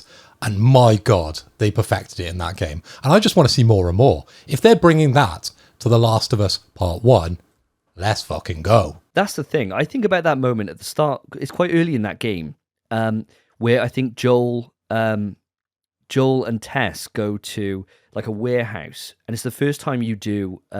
You kind of go into combat with someone. It kind of teaches you the stealth elements of the game, and all it is a case is like 4 walls which are destroyed, and you move between them. You throw a bottle, and you go up and shank the guy or whatever. You just kill him in stealth. It teaches you the stealth. And that's it. That's the stealth combat in The Last of Us 1. That's it. Like, you've mastered it immediately, because that's how shallow it is. I think there's so much they can do when they look at these environments they created and think, we need to redesign all this. We need to completely redesign this and make this so it actually feels realistic. Like, one of the most hype moments in Last of Us 1 for me is where you're driving along the motorway, or the highway, it's America, and that guy stops you, and you crash through the window, and you end up getting into a massive firefight. It's inside a shop, but all it is really is knee-high or waist-high cover, and you're just peeping out from that and shooting people. That's all it really is. It's not like a revolution in gaming. Gears of War, like you mentioned, did that years before. It wasn't anything revolutionary. But you take that same example and you put that in the moment in The Last of Us 2 where you're Ellie and you fight your first clicker in the snowy shop, and you've got so much environment there to move around in and sneak through to be able to overcome that challenge. That, but with a shit ton of enemies in a shop, bro, it's going to be nuts. It's going to be absolutely nuts, I think. So a couple of things. So are we sure that Joel's actually going to be able to lay down in this game and go under things, or is he actually going to be able to go through these gaps? Because as far as I've seen, it just looks like a polished, like up-res in a lot of ways, or remodels. I haven't seen them change any of the actual set pieces or anything like that. As far as I can tell, all the set pieces seem more or less intact from the original game. Well, we're pretty much on a bit of a media blackout with it, because all they've showed so far is very select cutscenes that are from the game, and they're point for point. And I think cutscenes, they should be point for point. But we haven't really seen any actual combat yet. We haven't actually seen that. I think when you're looking at the idea for this game with The Last of Us Part 1 is to put it on par with The Last of Us 2. So you can't have it just be a graphical shine. It needs to have those gameplay moments, so there isn't this clear differentiator between 1 and 2. Because at the moment, if you play 1 and you play 2, they are worlds apart in how they actually play. So I think it's a given. I think that is something that if they don't do, that is a total missed opportunity, and I will be right there with you, Lewis. If they didn't do that, that is something that shouldn't be going the extra mile. That's a necessity to bring it up to that level, in my personal opinion. I don't know how you feel about that, Phil. I mean, if they're charging us £70 and they're just putting a bit of gloss on it, yeah, I'd be as pissed off as these two boys about it. I mean, the thing with me is, like, the game that we cannot mention, the second one and then the remake of the second one are night and day differences. They're completely different. I just can't see how much more they can really change with the original Last of Us, because I thought that was a masterpiece as it was. I know you said all this, like, little tiny things like squeezing between shelves. I mean, I don't know if that's really worth another 70 quid. I mean, honestly. I mean, are they going to add the rope physics in, so we throw a rope and it, like, goes over things, and that's just going to be some kind of puzzle they'll just add in randomly like they did in The Last of Us Part 2, which felt completely unnecessary at the time. I mean, I feel like it didn't really need a complete overhaul, whereas the game that cannot be mentioned, Part 2 and 3, did. And, like, if you're comparing those two things, I feel like The Last of Us remaster on the PS4/PS5 is still very playable and still a very good game to play, and I would probably go back to it and play it at some point. Lewis, I know you're used to being let down by video games and companies promising you things and then under-delivering. Hell, you're the Xbox expert here. So this is just part of the course for you, right? So if you're looking at Naughty Dog and you're thinking they're going to let you down, I got news for you, buddy. It's going to wow you. But what I really want to know, I want to hand this to Spence because he's been pretty quiet on this. And out of the three of us, I'd probably go as far to say as he's the biggest fan out of the lot of us with this series. What are we saying, Spence? Come on. Horrible? My man said horrible game. All right, listen. I could say worse. Not to me, you can. Horrible. That's a deep word. Last of Us Part 2, right? In my opinion, it's a better game than Last of Us 1, but I prefer Last of Us 1 because Last of Us Part 2 overstays its welcome. It's too long. It's literally over double the length of the first game. If it was a cut down experience, I think it'd be better. As a game, gameplay wise, it's leagues better than Last of Us 1, just because the AI is so advanced. The combat's overhauled, the stealth mechanics overhauled is so fantastic. It's stunning, it's beautiful to look at. And that was on a PS4. Yeah, I actually agree with that. The multiplayer, the actual gameplay of Part 2 is better, but I just didn't care about what I was doing for like 3/4 of the game, essentially. So that's what my personal feelings with it. The first quarter I loved, and then everything else, not so much. But the gameplay wise, I agree with you. It is better, but I don't know if it's so much better that it needs a remake. Obviously, the reason for Last of Us Part 1, the entire reason it's happened, is I believe that gaming has more or less reached its peak. All we're going to get in the future now is not even better graphics, but higher resolution, better frame rates. The graphics now are so stunning. Look at Horizon Forbidden West. Unbelievable to look at. Look at all the new games that are coming out. They look amazing. The game we can't mention, Village, stunning. Demon's Souls remake, stunning. Gaming, in terms of graphics, has probably almost reached its peak. I'm sure I'll be surprised with the next generation. I'm so sure something will blow me away. Last of Us Part 3 will blow me away. The next Uncharted, if it ever happens, blow me away. But, in my opinion, gaming, in terms of graphics, has reached its peak. And all they want is for Last of Us Part 1 to be the definitive telling of that story. They want it to be, I wouldn't even say on par with Part 2. They want it to be better. Because I imagine they're going to remake or remaster Part 2 as well. Or at least release a PS5 patch. Granted, it was game boosted, so it's got the PS4 Pro patch, but it doesn't have a PS5 patch. So I think they're going to do this PS5 Last of Us Part 1 and make it the definitive experience for the game. Just a story. That's why it doesn't need factions. Last of Us Part 2 is going to have a PS5 patch or a PS5 release, which, in my opinion, would be a cash grab. It should be a patch. But that would be the definitive telling of that story. And then we'll get Last of Us 3 and so on and so on and so on. The reason for this is just so it can be the ultimate way to play this game. And if it has all the mechanics of the future games, or at least Part 2, I mean, it's worth the money. It is. For me, I'm biased, clearly. I am, like Phil said, I'm the biggest fan of this series here. Bar none. I adore this game. I can't wait to play it 6 more times. Can I just carry on from one of your points you made there? So you mentioned about how you reckon there's going to be like a PS5 version of Last of Us 2. I completely agree with you. I think that the time it makes the most sense for it to come out would be when they release this new multiplayer mode, which is scheduled for apparently next year, that they're going to be talking about it again.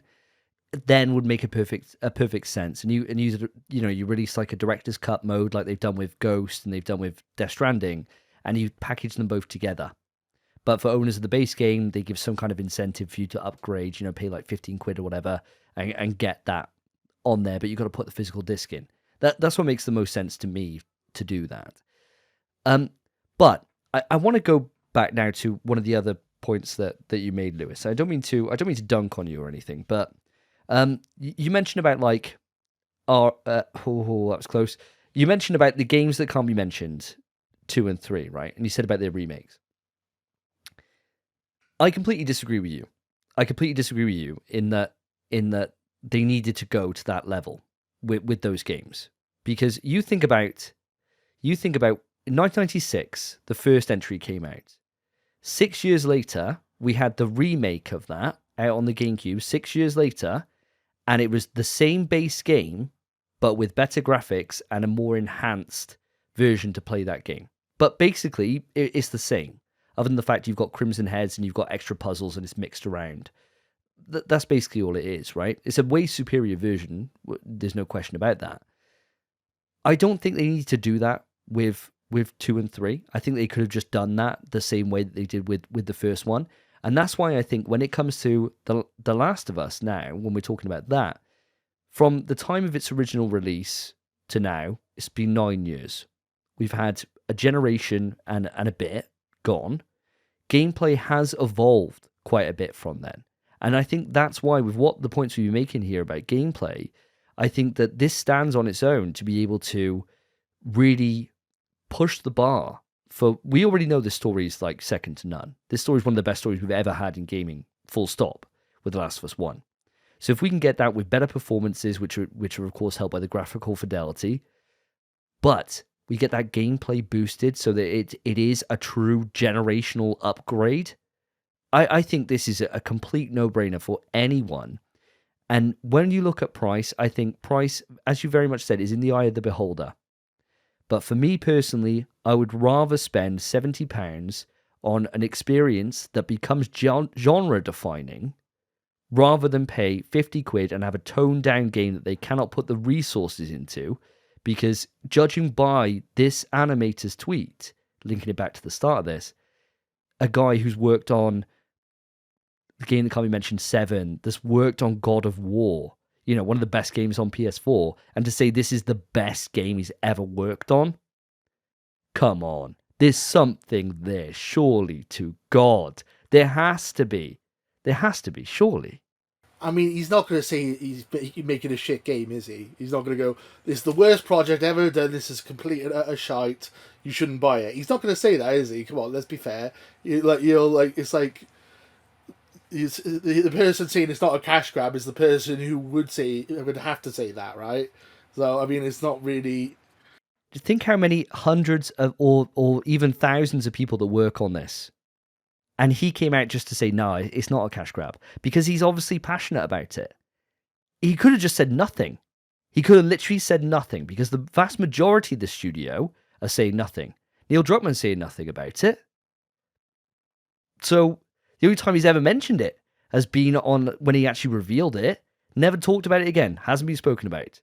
But this guy just came out just to share his opinion on it, because obviously he's passionate. So I think you can view it on the case of this guy would defend it, but why would he need to? He's just an animator. He's not like a guy who's like running the studio. He's not a guy who's got any... I'm sure he has a monetary gain in this, doing well, because he'll obviously get some kind of bonus on the back end. But he doesn't need to be there to spike up to the flames with this, to really get people hyped. That's not his job. That's not his role, surely. I work in marketing, Davey, and I could 100% see this being a setup. As much as I believe it, and I want it to be the most incredible game ever, these things happen, right? I could tell someone within my company to put this tweet out, and I would understand that it would blow up, right? And it would have the effect that it has. But it would all be me in the background pulling those strings because I want more copies of the game sold. Just playing devil's advocate, that could be a possibility. That is true. I'm not gonna sit there and say for definite this is the reason. But I think when you go Occam's razor on this, and you think about the most likely scenario, I think it's definitely more my line of thinking rather than he's being paid to do this, or Neil Druckmann's behind him with a fucking stick saying tweet it, and he's like, I can't remember my Twitter password. And he's like, send the reset password email now. I'll watch you do it. Sign into your email. I'm sure it's more going to be down my line of thinking from a rational perspective here. Yeah, but we're on a podcast. We need to create some controversy, right? Some storylines. I can imagine he's sat in the office. He's got the gun behind his head. He's like, tweet that now. I've wrote it. I'm emailing it over. Just copy and paste that into your tweets now. Send it out, or you're out of here. You're cut. You cut. He's like trying to tweet it, and his hand's like shaking too much for the phone. And he's like, calm down. Calm the fuck down. And he's like, just cocks it. He's like dropping the phone. Pick it up, you son of a bitch. Pick it up. And he's like, just give me the phone. And he's like, oh, it's Face ID. Put your face here. He's like, unlocks it, gives it to Neil. He's like tweeting it straight out there. And then he just puts like a little like on it. He gets, Sally, like that tweet and retweet it, please. I can't do it myself. It looks too shady. Everyone in the company who hasn't tweeted it, right, loses a finger. right? It's that kind of vibe going on at Naughty Dog. There's really some naughty stuff going on at Naughty Dog. They feed all those fingers to the dogs. That's where it all comes back. They got dogs there. This is it. But you solved the case, Phil. You solved the case. Jesus Christ. So the stuff you were saying about you would rather spend £70 on a game because it will help fund the game and keep it blah blah blah. I don't agree with the $70 thing at all. The game industry is the most profitable it's been in its entirety. It's such a profitable market, and Sony is the leader in this business. They didn't need to put the price up to $70, and if they charged $50 for this game, they would the people who make the game would probably still get the same amount of money, and it would just be lying in Sony's pockets. I don't personally feel like $70 is justified for any game in this current climate, and especially a remake which is less than 10 years old.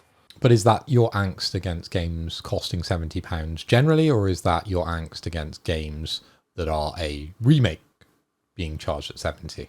So both. I mean, as I said, 70. I don't think $70 is the right price in general for games, considering that the game industry is at all-time profits, and they didn't need to put a price hike up, especially when everyone is going through we've been through 2 global recessions and poverty is at an all-time high, and people are struggling to pay bills. You didn't need to put the price up of games, but then also a remake, and again, it's almost like just an extra thing to wind me up is that I don't feel you should charge full price for a remake.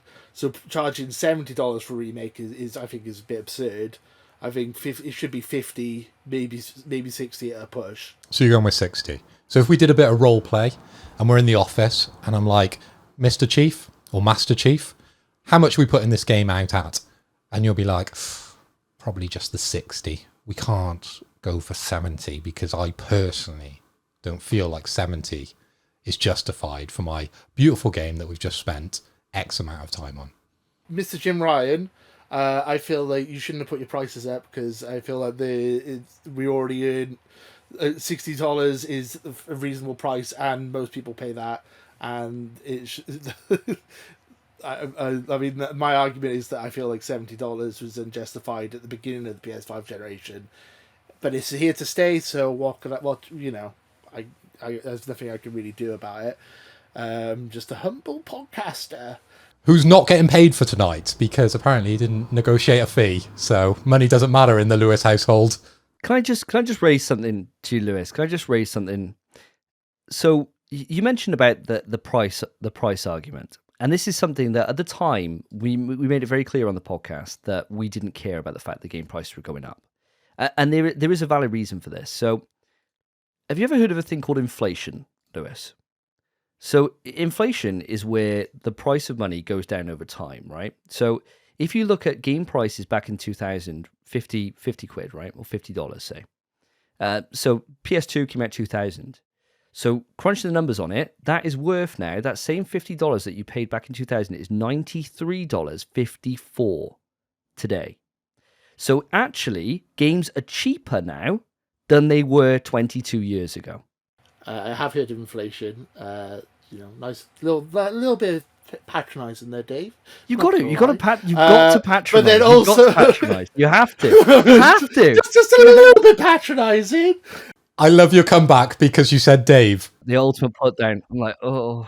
A little patronising, Dave. Games are cheaper now than they were 20 years ago, but then you're not including microtransactions, DLC, add-ons, special editions, all this extra crap that they try and sell you, which makes the price of games even more expensive. And yes, I do know what inflation is, Davey.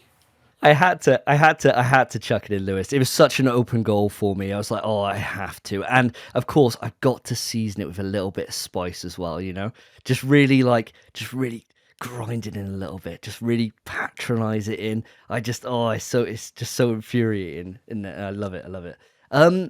Yeah, no, I think you're right when it comes to like season passes and DLC and stuff. Like video games, like you think about the way like EA does it with microtransactions or any of the companies really, that they really like hype up ways to be able to get people to spend extra on their games or to bring them back so they can advertise them in different ways.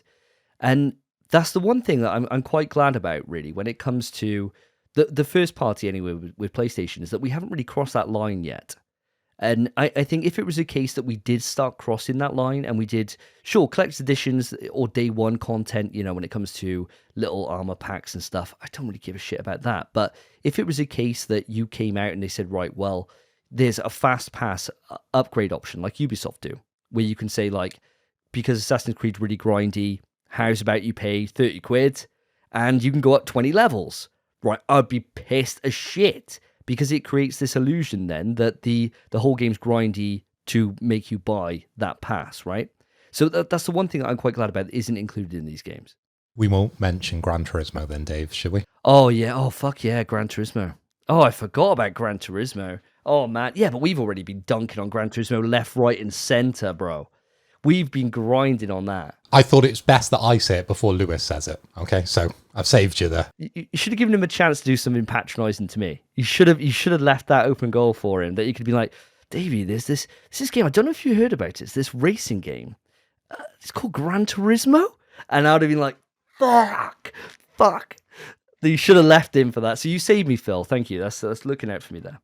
I never understood those type of microtransactions, the skip thing. So it's like basically you spend $70 on a game and then you're going, you know what? I'll pay another $10 so I don't actually have to play the game at all. I never understood that, the speeding through the game. That makes no sense to me. I 100% agree with you on that one.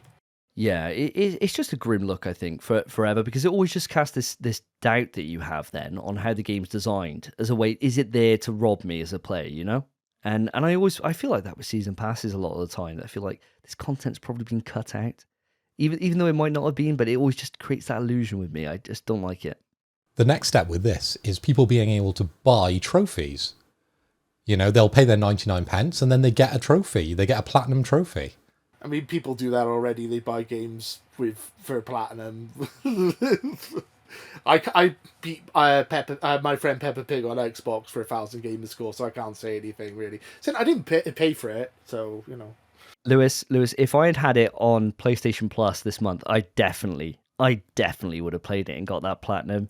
And you know, the lore with Peppa is extensive, isn't it? You know, I mean, there's quite a lot to learn there. When especially, you know, Mr. Bull, why is he digging all these holes in the road? No one knows. Does that game answer the question?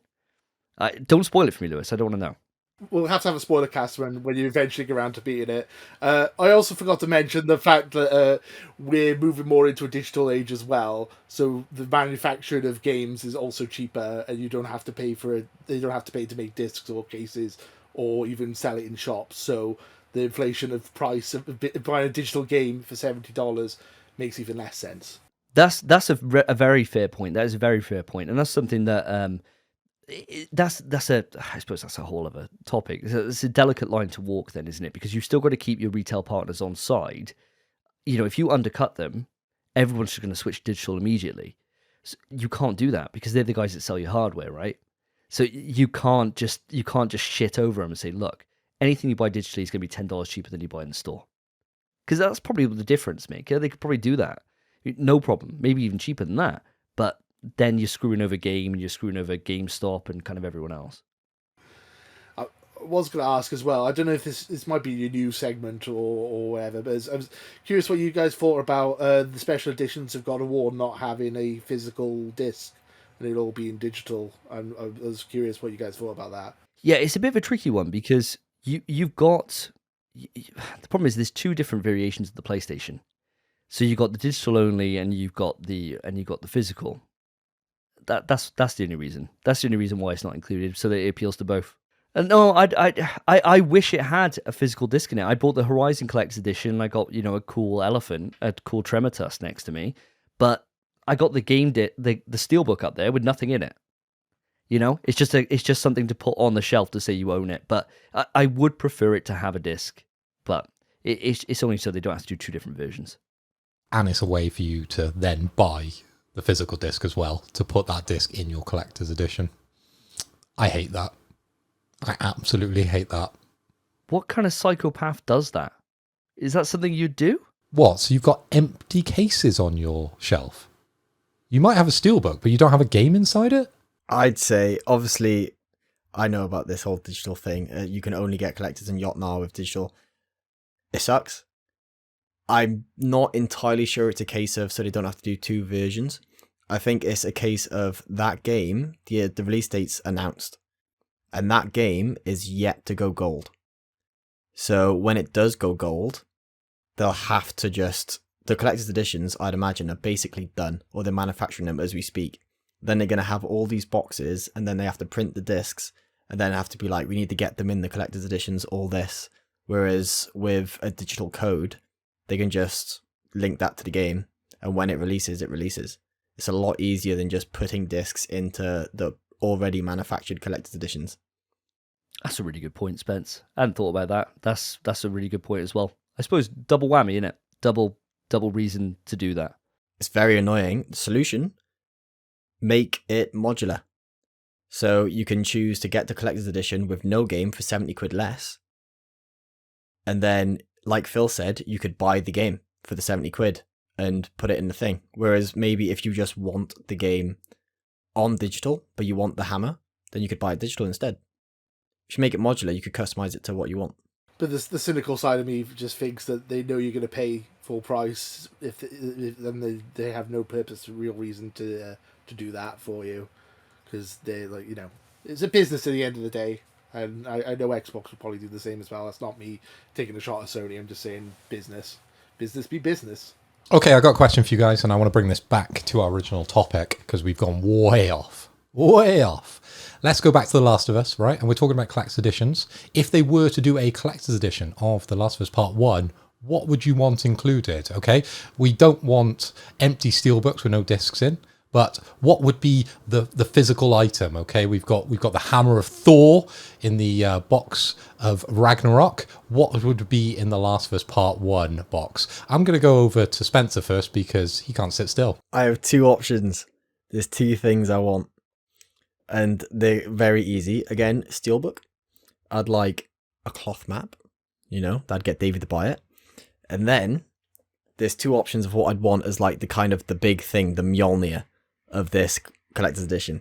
And that's either the bow, because a bow would be sick, or Joel's watch, because Joel's watch has quite a lot of meaning in the second game. And I think that'd be sick. I'd love to have that. And if there's an actual functional watch you could actually just wear and pop on for a night out, that'd be sick. Yeah, because they had the backpack, didn't they, in The Last of Us 2? Wasn't that the collector's edition? They had Ellie's backpack? Think so, but I'm not entirely sure. They had a statue as well. There was a statue of Ellie, I'm fairly sure, but I don't think it was very good. I was going to say a golf club as a joke, but I think I'm going to stick with Spencer's watch. That seems like actually a really good idea. Oh my god, that gets so many people angry. That would. Oh my god, that gets so many people angry. And it's got like a bit of brain on the end. I mean, people like golf. Abby loves it. Abby absolutely loves it. She was a golfer back in the day. She loves it. Yeah, mean swing on her. I think for me, the thing I'd want would just be a bust of like a head up, like kind of life size bust of a clicker. Of a clicker head. I know you're going to go dirty with it. You were going to say, you were thinking, Ellie, I'm not Tim Westwood here. She's underage. She's underage, guys. No, you said bust, and we thought of the bust of Dead Island. The thing you go on about every episode. Of course you did, you dirty bastard. No, straight up just a if not life size, then just a really like maybe half scale clicker head bust. I think that would be awesome. To be able to have something of like really high quality. Not a clicker or a bikini then. No.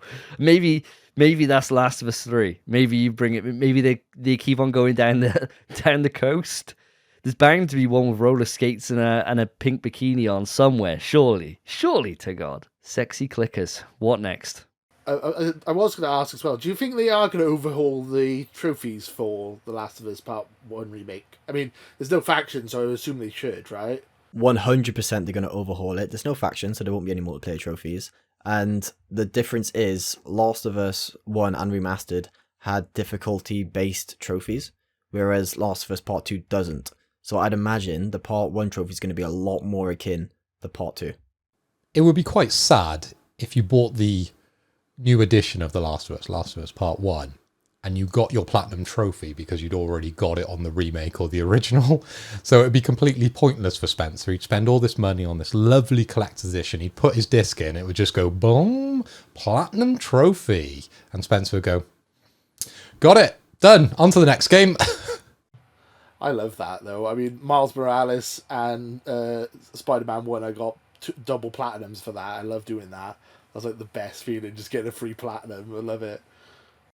That's the thing, Phil, mate. With this game, even if it did do that, I wouldn't be very happy if it did. I don't think I'll transfer my save anyway. I'm not going to do it because I'm just going to beat the game again. But even if it did give me the platty, I'd be pissed off. But I've beaten Last of Us 1 twice since I've got the platinum, I think. I'll beat it again. I'll keep playing it anyway. That game's so sick. I know it's going to be a yearly game for me, at least. It could give me the platinum. I'm going to play it anyway. Yeah, I think surely it's got to have an updated trophy list. I think it's got to, because that first trophy list was an act against God. It was awful. So anything they can do, it was so bad. So anything they could do to make it better, all for it. Now, guys, I think we've discussed about The Last of Us for enough now. We're hitting the hour mark before editing, so I think we've covered it in nearly every shape or form.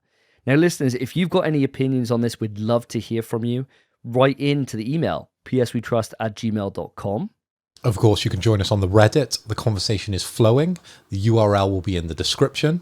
I'm on there most days, and I post out a topic based around every episode. So make sure you join in. And of course, feel free to reach out to us on Twitter @InPSWeTrust or any of our individual Twitter accounts. We're all very active on Twitter, Phil especially, and all of us have access to the main Twitter account, the InPSWeTrust account.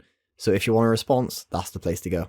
And it goes without saying here that as much as mine and Lewis's opinions don't mesh when it comes to The Last of Us, it's always a pleasure to have Lewis on the podcast. Absolute pleasure, top lad, and it's always great to have the banter that goes back and forth between the two camps. Always amazing.